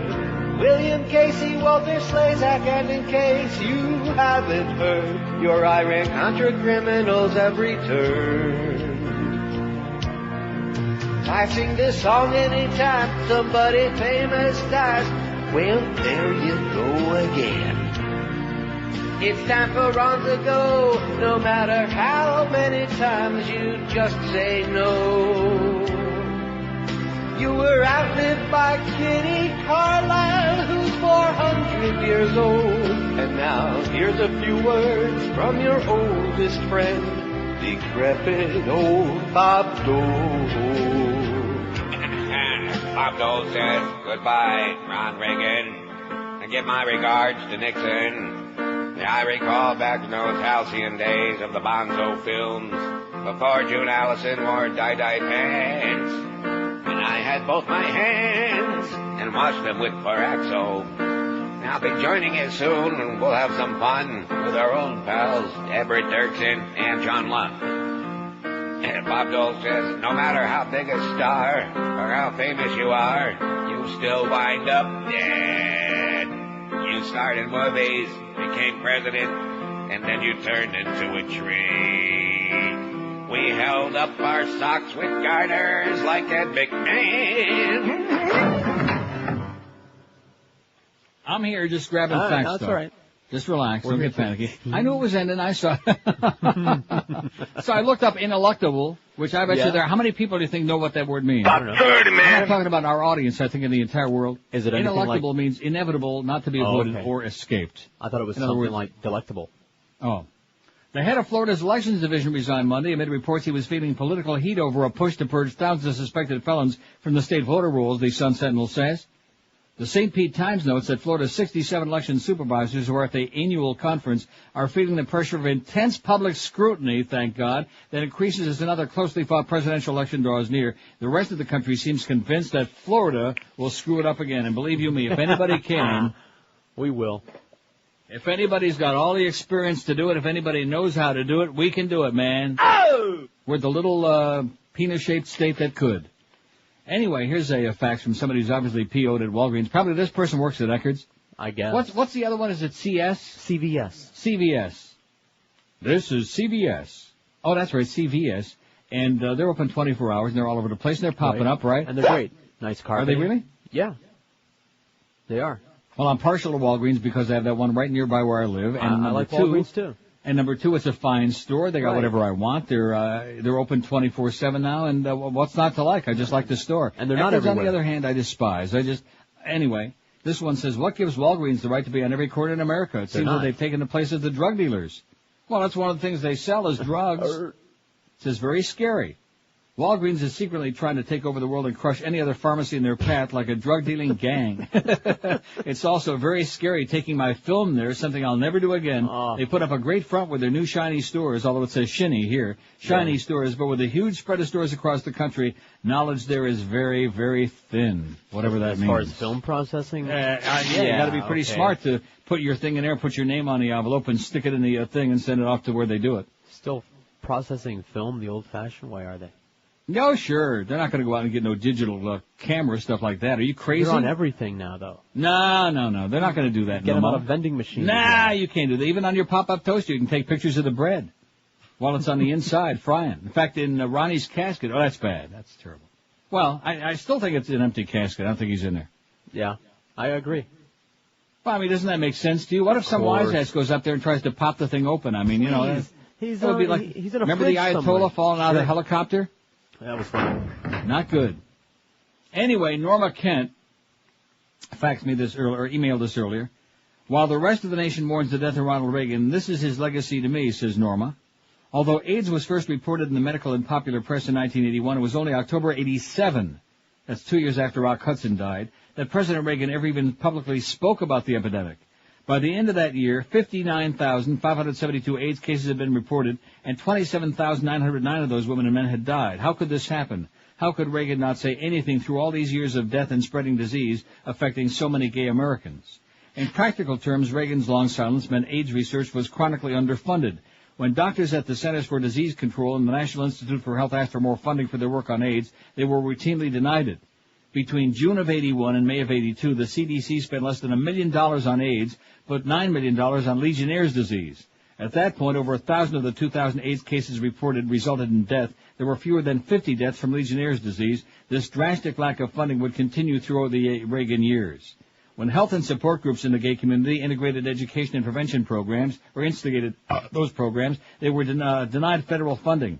In October of 87, Jesse Helms, backed with Reagan's support, amended a federal appropriation bill that prohibited AIDS education efforts that encouraged or promoted homosexual activity, that is, tell gay men how to have safe sex. Throughout all of this, Ronald Reagan did nothing. When Rock Hudson, a friend and colleague of the Reagans, was diagnosed and died in 1985, one of almost 21,000 cases reported that year, Reagan still did not speak out. When family friend William H. F. Buckley in March 1986 New York Times article said that HIV plus positive gay men should have this information forcibly tattooed on their buttocks, Reagan said nothing. In 1986, after 5 years of complete silence, when Surgeon General C. Everett Koop released a report calling for AIDS education in schools, Bennett and Bauer did everything possible to undercut and prevent funding for Koop's Too Little Too Late initiative. By the end of 1986, 37,000 AIDS cases had been reported. Over 16,000 people had died. The most memorable Reagan AIDS moment was at the 1986 cemetery rededication of the Statue of Liberty. The Reagans were there sitting next to the French Prime Minister and his wife Francois and Danielle Mitterrand. Bob Hope was on stage entertaining the all-star audience. In the middle of a series of one-liners, Hope quipped, "I just heard that the Statue of Liberty has AIDS, but she doesn't know if she got it from the mouth of the Hudson or the Staten Island Ferry." As the television camera panned the audience, the Mitterrands looked appalled. The Reagans were laughing. By the end of 1989, 115,786 women and men had been diagnosed with AIDS in the U.S. More than 70,000 of them had died. We've learned today through research, science, and the process of medicine that AIDS can be controlled and contained. The great communicator, the right wing, and the churches he supported next to nothing to facilitate this process or enhance those discoveries or promote this research. This is the legacy he leaves to the thousands of AIDS victims whose graves are marked by his silence. I heard on the news this morning that we're being encouraged to overlook the occasional shortcomings or gaffes and focus on the accomplishments of Reagan's life. I find the death of hundreds of thousands of human beings damn hard to overlook. Can you? The point is that Ronald Wilson Reagan took an oath to defend and protect the people of the United States, gay or straight, black or white, well or ill. An honest review tells us he could have done better And if we have the courage to own up to a president's successes and his failures, Mr. Reagan failed when it comes to fighting a disease that still spreads across the world today with frightening breadth. Who knows where we might have been today if Reagan had launched the battle when he had a chance to do so a quarter of a century ago. Pretty good stuff, Norm. Excellent. Good job. By the way, Norm Kent's on Saturday in some bogus station again now. Does anybody care? No. I just thought I'd mention that. Well, he wanted me to mention it. Well, you feel can bad mention if the I station. don't. What's that? I don't know the station. Lightbulb Junior, I don't know. I have no idea. Is it that 1400 thing? You're not asking me, right? I'm asking Josh. I'm sure Josh listens a lot to the Joyce Kaufman show and all of that stuff, right? All the time. Bill O'Reilly. Don't you in your spare time? Oh, yeah. Probably taking notes. In fact, Josh will probably start putting some of his own bedtime stories on the website pretty soon once we turn that over. Keys of the Kingdom over to him once Eric stops being such a hard ass. I mean, I didn't say that, did I? Come on, Eric, turn those keys over to Josh there. He can do a hell of a job, okay? We didn't get him that computer so he can sit around and looking at all kinds of crap on there, all right? Although he probably is. All kinds. Well, I'll bet. What retail, but not like Beaner Boy, though, but we don't want to go into that. What retail place in South Florida do you hate the most? Like I said, Walmart 192, believe me. Winn-Dixie 142, Brandsmart 72, Eckerd 72, watch yourself, Radio Shack 36, Kmart 34, Rooms to Go's got... About 30, man. Maybe it was Josh. Circuit City 22, Home Depot 21, Best Buy 20, Birdine 16, CompUSA 16, Pep Boys 15, Mattress Giant 12, Sam's Club 8, Lowe's 4, Albertsons 4 out of 716. Got that? You found that? Yeah. Good. Write it down. 126 at 560 QAM. Press that button, will you? Live and local. This is Sports Radio 560. QAM. Get a life.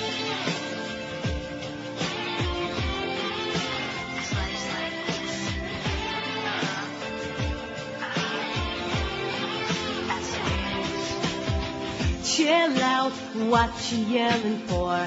Torture, it's all a part of war. Look hard, and you could finally see your Iraqis. Why do you think it's vile? They're just naked in a pile. Okay, there was one with electricals on the genitals. We're not that cold, we did what we're told. Our big mistake. There's cameras to take, some pictures to be cool. Could Marsh's the rule for me? Abu Tell me, Ghraib. why'd you have to go and get the pictures duplicated? What is the big deal? Making some Iraqi prisoners humiliated. Now Rumsfeld said, avoid Polaroid, he's annoyed. We enjoyed what we did, and now they're going to you. Probably punish me, and Rumsfeld won't have to quit. No.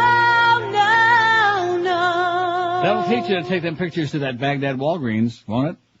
They won't do that again. That's where they done it. Don't forget author T.D. Allman, whose latest book, Rogue State, America at War with the World, will be in Coral Gables on Thursday, June 10th. That sounds like tomorrow at 6 p.m. at Books and Books, 265 Aragon Avenue. He'll discuss his work, hold a question and answer session, as well as sign copies of his book. It's a paperback. It is excellent. He's also author of Miami, City of the Future, a highly respected book, which was a bestseller in Florida for more than 3 years. He'll be there in the Gables tomorrow night at 6 at Books and Books. And Woody Graber will be there, and to go there and say, hey, Woody, look at that, get a haircut. Speaking of people in South Florida, more OJ controversy, says the Sun Sentinel. No. Report circulated on Tuesday, that's yesterday, that O.J. Simpson's attorney had sought cash as a condition for interviews on NBC, Fox News Channel, and Court TV. Executives at ABC and CBS yesterday confirmed that Yale Galanter, Simpson's attorney, had approached the respective networks about interviews, though differed slightly on what conditions had been set. According to one scenario reported in the New York Post, the Miami-based attorney reportedly sought to be retained as a consultant for $100,000, thus circumventing network pay-for-play rules. And an ABC News spokesman said yesterday a Galanter pitch was rejected that was outside our standards. A CBS spokeswoman declined to comment. In a phone interview, Galanter disputed the Post reports and ABC's contention that he had approached them. They're full of Schmidt, and you can quote me on that, he said. Each network requested an interview, we added, saying that Katie Couric, whose interview aired Friday, was chosen because she brings an incredible amount of credibility and stature. An NBC News spokeswoman said NBC News did not and never will pay for an interview. Anyone who says otherwise is clearly disappointed that they got scooped. A Fox News Nazi news spokeswoman added that not one dime was paid and that Galander had been a frequent guest on Greta Van Susteren Brown's show where Simpson was interviewed. And you know the good news about all of that? What's that? With him appearing all over the place, I never saw 1 second of it. Oh, you know me either. All right. Josh, see any of it? No. All right. Excellent. There you go. No OJ for us. We'll leave that to Screw Ann, the water Nazi, Greg, all of his other sycophants around the QM building, all those other jock sniffers. Oh, OJ, we love you, OJ. In fact, you know something? I'm thinking that maybe Screw Ann and the water Nazi, well, nevertheless, I don't want to go into that. Maybe OJ can pay them a visit. 5670560, pound 560 on the AT&T and Verizon wireless line. What retail place in South Florida do you hate the most? Now, it's only been, about 50 hours since I took that last call? I think that guy just kind of like soured me on calls for, he wanted to make me cry. That's typical, though. Yeah, WQAM, hello. Hey, Neil. Yes, sir. Hey, it's Robert. I faxed you this morning, or George, that link to the Ashcroft picture. Thank you. I love it. Oh, you're the one. Well, thank you profusely. That's the best. Oh, well, thank you. Where did that come from? I found it on a site called fun.org. P-H-U-N, so it's a little porno site or something. But anyway, I found the link there. And as well on there, there's a link for bushgame.com. I don't know if you've seen this Bush game, but that's... I think that's related to that DaveGame.com. Well, I don't know. Yeah, it's probably on the website, I guess. Anyway, put my vote in for Walmart. I hate them profusely, like poison, and I was banned from one in Palm Harbor, so... Why is that? Well, I had a little situation once when I went in there to buy some lead additive for my old car. I had an antique car, and didn't want to sell it to me. Oh, there's this law and this and that, and I got in an argument with the manager and this guy, and I was about 16 at the time. So he's asking me for my ID, 16, 17 forms, my shoe size, social security number. So in other words, you had to be you had to be legal age to buy lead additive? Lead additive for the gasoline in my car. What a bunch of Nazis. And I can go anywhere else, auto parts store, discount here, there, and no problem whatsoever. So I guess you learned your lesson to go anyplace else. Anyplace else, yeah. So. Thanks a lot, Rob. Thanks for the good stuff. Don't hang up on him. Put him on hold. Hold on. Okay. He wanted my email because he's going to send more stuff, which is good. Great. Oh, excellent. If this guy finds more stuff like that. If you haven't looked at that picture today of John Ashcroft, man, he would be foaming at the mouth to see that. Or somewhere. Wow. Probably at the... Rectum. Yeah. I hear he's got a problem. Wait till you see that collage of naked flesh. Yeah. And you can spend all day looking at all the little... All of which just combines to make the puss of John Ashcroft. In fact, he'd probably like to get that drape, that cloth to cover it over with now the whole thing. Washcloth. WQAM, hello. Hi, Neil. How you doing? Yes, sir. Great. Just wanted to ask you, did you hear what Jeff Greenfield said, that it's a good thing that Reagan died when he did, otherwise we'd have to hear about OJ all week long? I like that line. After all these years, it's about time he came up with something good. Okay, keep up the good work, Neil. Thanks. Love you. Thanks. That is a good line. It's for Jeff Greenfield, who usually has absolutely nothing to say on the Certainly Not News Network, but that's pretty good. Good thing Reagan died so we didn't have to be inundated with OJ. See, you got upstaged again, OJ. Nobody cares about your sorry old ass, okay? Whether it's real dark black like Time Magazine made it or kind of like mocha, nobody cares, and your daughter hates you like poison, and you're a real slime ball. Nobody's fooling anybody. Murdering piece of turd. Even Mad Dog. You turd. Don't want to be consorting with you. WQAM, hello. There's that thing again, you know? It just makes you kind of wonder. Line 9, we know who that is. WQAM, hello. Damn, you're boring. What is it? You're boring. Oh, okay, thank you. That was him. Mm-hmm. WQAM, hello. Hi, Neil. Yes, sir. Hey, how's it going? I thought I saw on CNN today that they're thinking about renaming the Pentagon after Reagan. Yes, that's correct. That is, oh my God. And we're going to name every street in America after Reagan, too. It's going to be Reagan Drive, Reagan Parkway, Reagan Avenue, Reagan Uranus. Everything's going to be renamed after Reagan. Oh, that's great. All right, thanks, Neil. Bye. Welcome to Reagan World, Pally.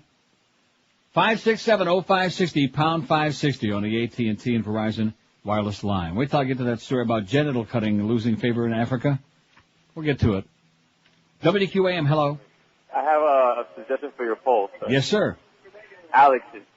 Get off the damn phone!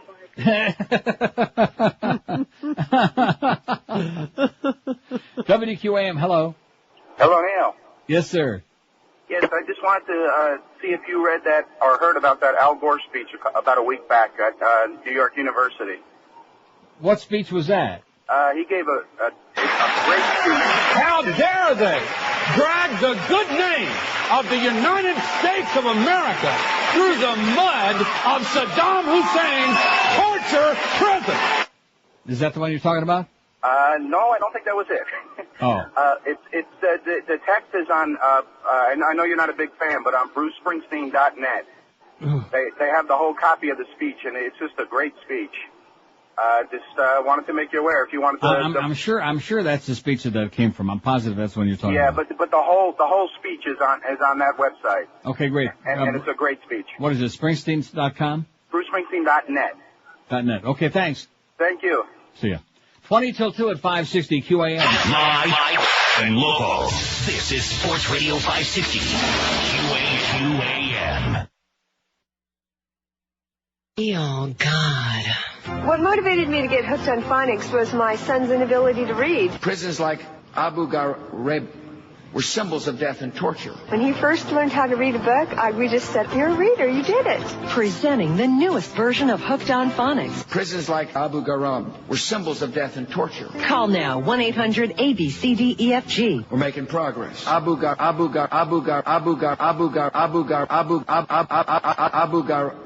144 at 560 WQM Mad Dog at 2. Laura Bush opposed to stem cell research expansion. That story just leaves me floored, you know what? Leaves me want to just puke and heave all over the place. What did you expect? At least shut up or yap, okay? At least don't say nothing about it. So in other words, if this comes to a vote and Congress and House and Senate pass it overwhelmingly, he's going to veto that? Is that what they're telling us? Yes. Wow. It's for your own good. Genital cutting shows signs of losing favor in Africa. There's some good news. Oh, man. Essino Shurier still remembers the pride she felt years ago when she leaned over each of her 3 daughters, knife in hand, and sliced into their genitals. Each time as the blood started to flow, she quickly dropped the knife and picked up a needle and thread. Quickly, expertly, she sewed her daughters' vaginas almost shut. Mm-hmm. I was full of pride, she recalled recently. I felt like I was doing the right thing in the eyes of God. I was preparing them for their marriage by sealing their vaginas. Now she feels like a butcher, a sinner, a mother who harmed her own flesh and blood, not to mention the thousands of other girls she says she circumcised in the last quarter of a century as part of a traditional rite, still common in Africa, by the way. Slowly, genital cutting is losing favor. It's losing its grip. Parliaments are passing laws forbidding the practice, which causes widespread death and disfigurement. Girls are fleeing their homes to keep their vaginas intact. Wouldn't you? Yeah, if I had one. And the women who have been carrying out the cutting and who have been revered by their communities for doing so are beginning to lay down their knives. Remember that song by the Cordettes, Lay Down Your Knives? No, you wouldn't. I bet you Boca Brian does.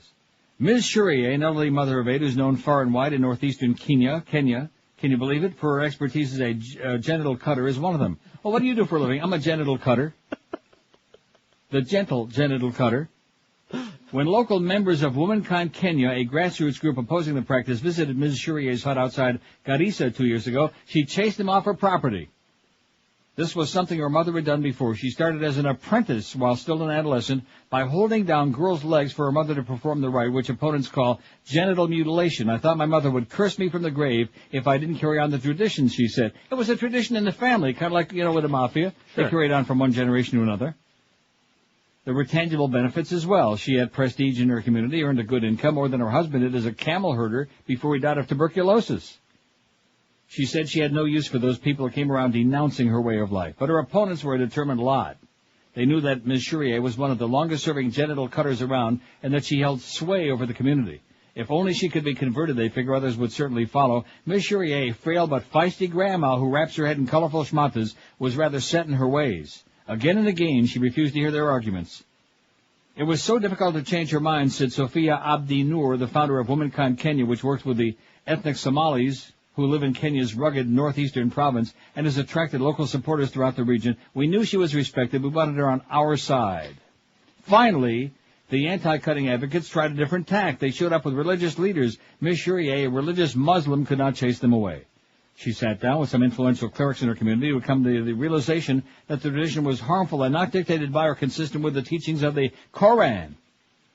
The imams denounced the practice. They told her that the vagina was part of the body, just as important in the eyes of God as an eye, a finger, or a limb. In fact, some of you guys probably think even more important. Yeah. Cutting it, they argued in their long session outside her home, is a sin. Cut it out. When in doubt, cut it out. They went even further. They told her that her sins required her to compensate the girl she had maimed. Each of them was due 80 camels, they said, but smoking's bad for you. Wow. Each of them was due 80 camels. Ms. Shurier, prosperous by local standards, but not that prosperous, was shaken. She sobbed, then she prayed. Finally, she pleaded with the imams for a way out of her impossible situation. They said the only way to avoid paying the compensation was to seek the forgiveness of each of the girls she had cut. This is when she turned from a cutter to an active opponent. She began making house calls on the girls who had undergone her knife. Many of them were women now. She explained her conversion and pleaded for their forgiveness. She cried each time, she said. Why did she weep? Because camels are cancer sticks, and they'll kill you. Especially 80 of them. I like this article. Oh, you're not going to read anymore. From Capitol Hill Blue, no less. Thanks again to Eric for finding that website. Man, that's great. We got a link to it now and the whole deal. Capitol Hill Blue. On the day George Tenet resigned as director of the CIA, his counterpart on the domestic side, FBI Director Robert Mueller, was asking Congress to consider creating a new agency within his own to handle all the Homeland counterintelligence activities. The Mueller proposal was actually offered by Representative Frank Wolf of Virginia, Republican, several months ago as a means of preserving the Bureau's counterintelligence responsibilities rather than creating an entirely new agency patterned after Britain's MI5, which the FBI and the Justice Department opposed for quite obvious reasons. The MI5 proposal would diminish the Bureau's power and relegate it to just another law enforcement agency, which is what primarily it is anyway. Wolf chairs the House Appropriations Subcommittee that oversees the FBI and would lose some power and influence if the Bureau is downsized. It's a good bet the FBI had a hand in hatching his plan. But as the mistakes pile up, it's becoming more and more evident that the Bureau may be incapable of smoothing out its intelligence collecting wrinkles, and just establishing an independent directorate for that task within its own borders would do nothing to solve the problem. The two latest highly publicized goofs came in a false fingerprint ID in the Spanish bombing case. Poor guy. Setting up a new bureau within the bureau would allow Mueller once again to add to the FBI's numbers. The force already has nearly 12,000 agents and thousands of technicians, clerks, and support personnel. Will create a bureaucracy within a bureaucracy and probably result in worse rather than better cooperation with other federal, state, and local agencies. After all of this crap with 9/11, and we're going to cut that out and no more of this not communicate, they're still doing the same thing. They're all protecting their own turf. How can you say that? Because it's true. Take a look at that poll. What retail place in South Florida do you hate the most? Despise it. Walmart, 208. But Winn-Dixie, a very surprisingly strong second, 158. Aren't you a little bit surprised? No, actually. Does the word schmutz come to your mind? What do you think of Winn-Dixie? It's been a long time since I've been in one. For those for reasons. good reason. Yeah. Clean up your act, Winn-Dixie. Once upon a time, they were the store. Back in the day. Right. Walmart, 208. Winn-Dixie, 158. Eckerd, 77. We hate them. Even though he croaked. Brandsmart, 73. Kmart, 41. Radio Shack, 38. Rooms to Go, 33. Home Depot, 26. Circuit City, 23. Best Buy, 21, if you got a lot of time. CompUSA, 19. Burdine, 17. Pep Boy, 16. Mattress Giant, 12. Sam's Club, 9. Albertsons, 8. And Lowe's, even with that diaphragm, they only got 4. Live and local. This is 560. The radio's all yours now. QAM. You gonna listen to me? Would have been a big star by now. With that little pipsqueak voice, how do you expect to get anywhere, you little puny puke? Did we say puke? I don't even know anymore. The more I hear you, Yeah, what about it? the more I hate you. What do I say? And when I hear you, I wanna die. Your pecorino, toenail cheese aroma puts me in a coma and points my eye. Why, I ought to smack you. There, you see? I know my smell attracts you. But unlike Zach, you still got a job. I feel just like that you are my kid brother. And one yiddy to another. That's why you're still not fired. Doy,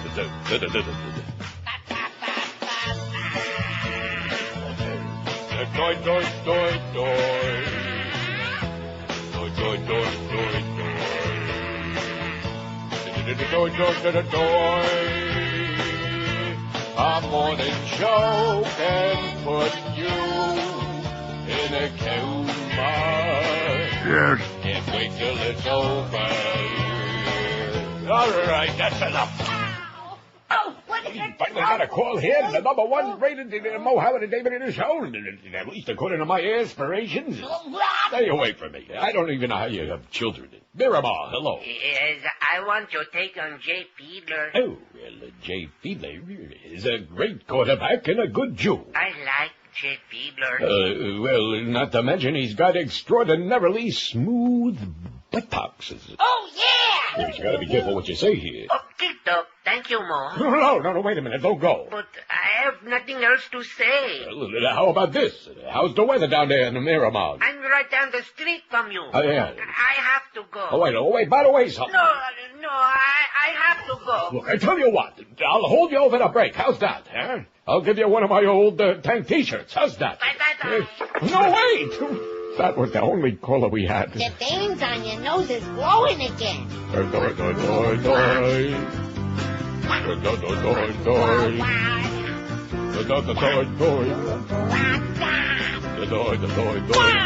You got big purple veins on your nose and on your face, and around those oozing pimples you call eye.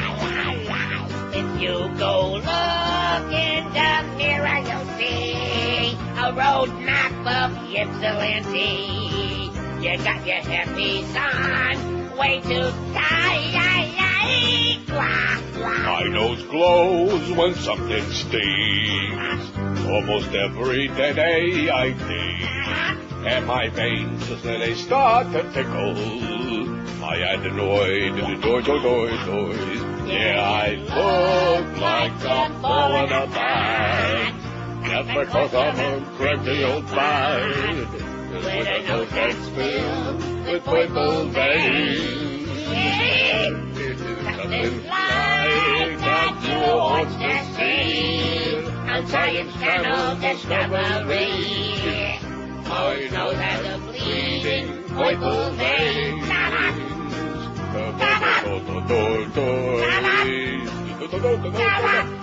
Will you try to sing it?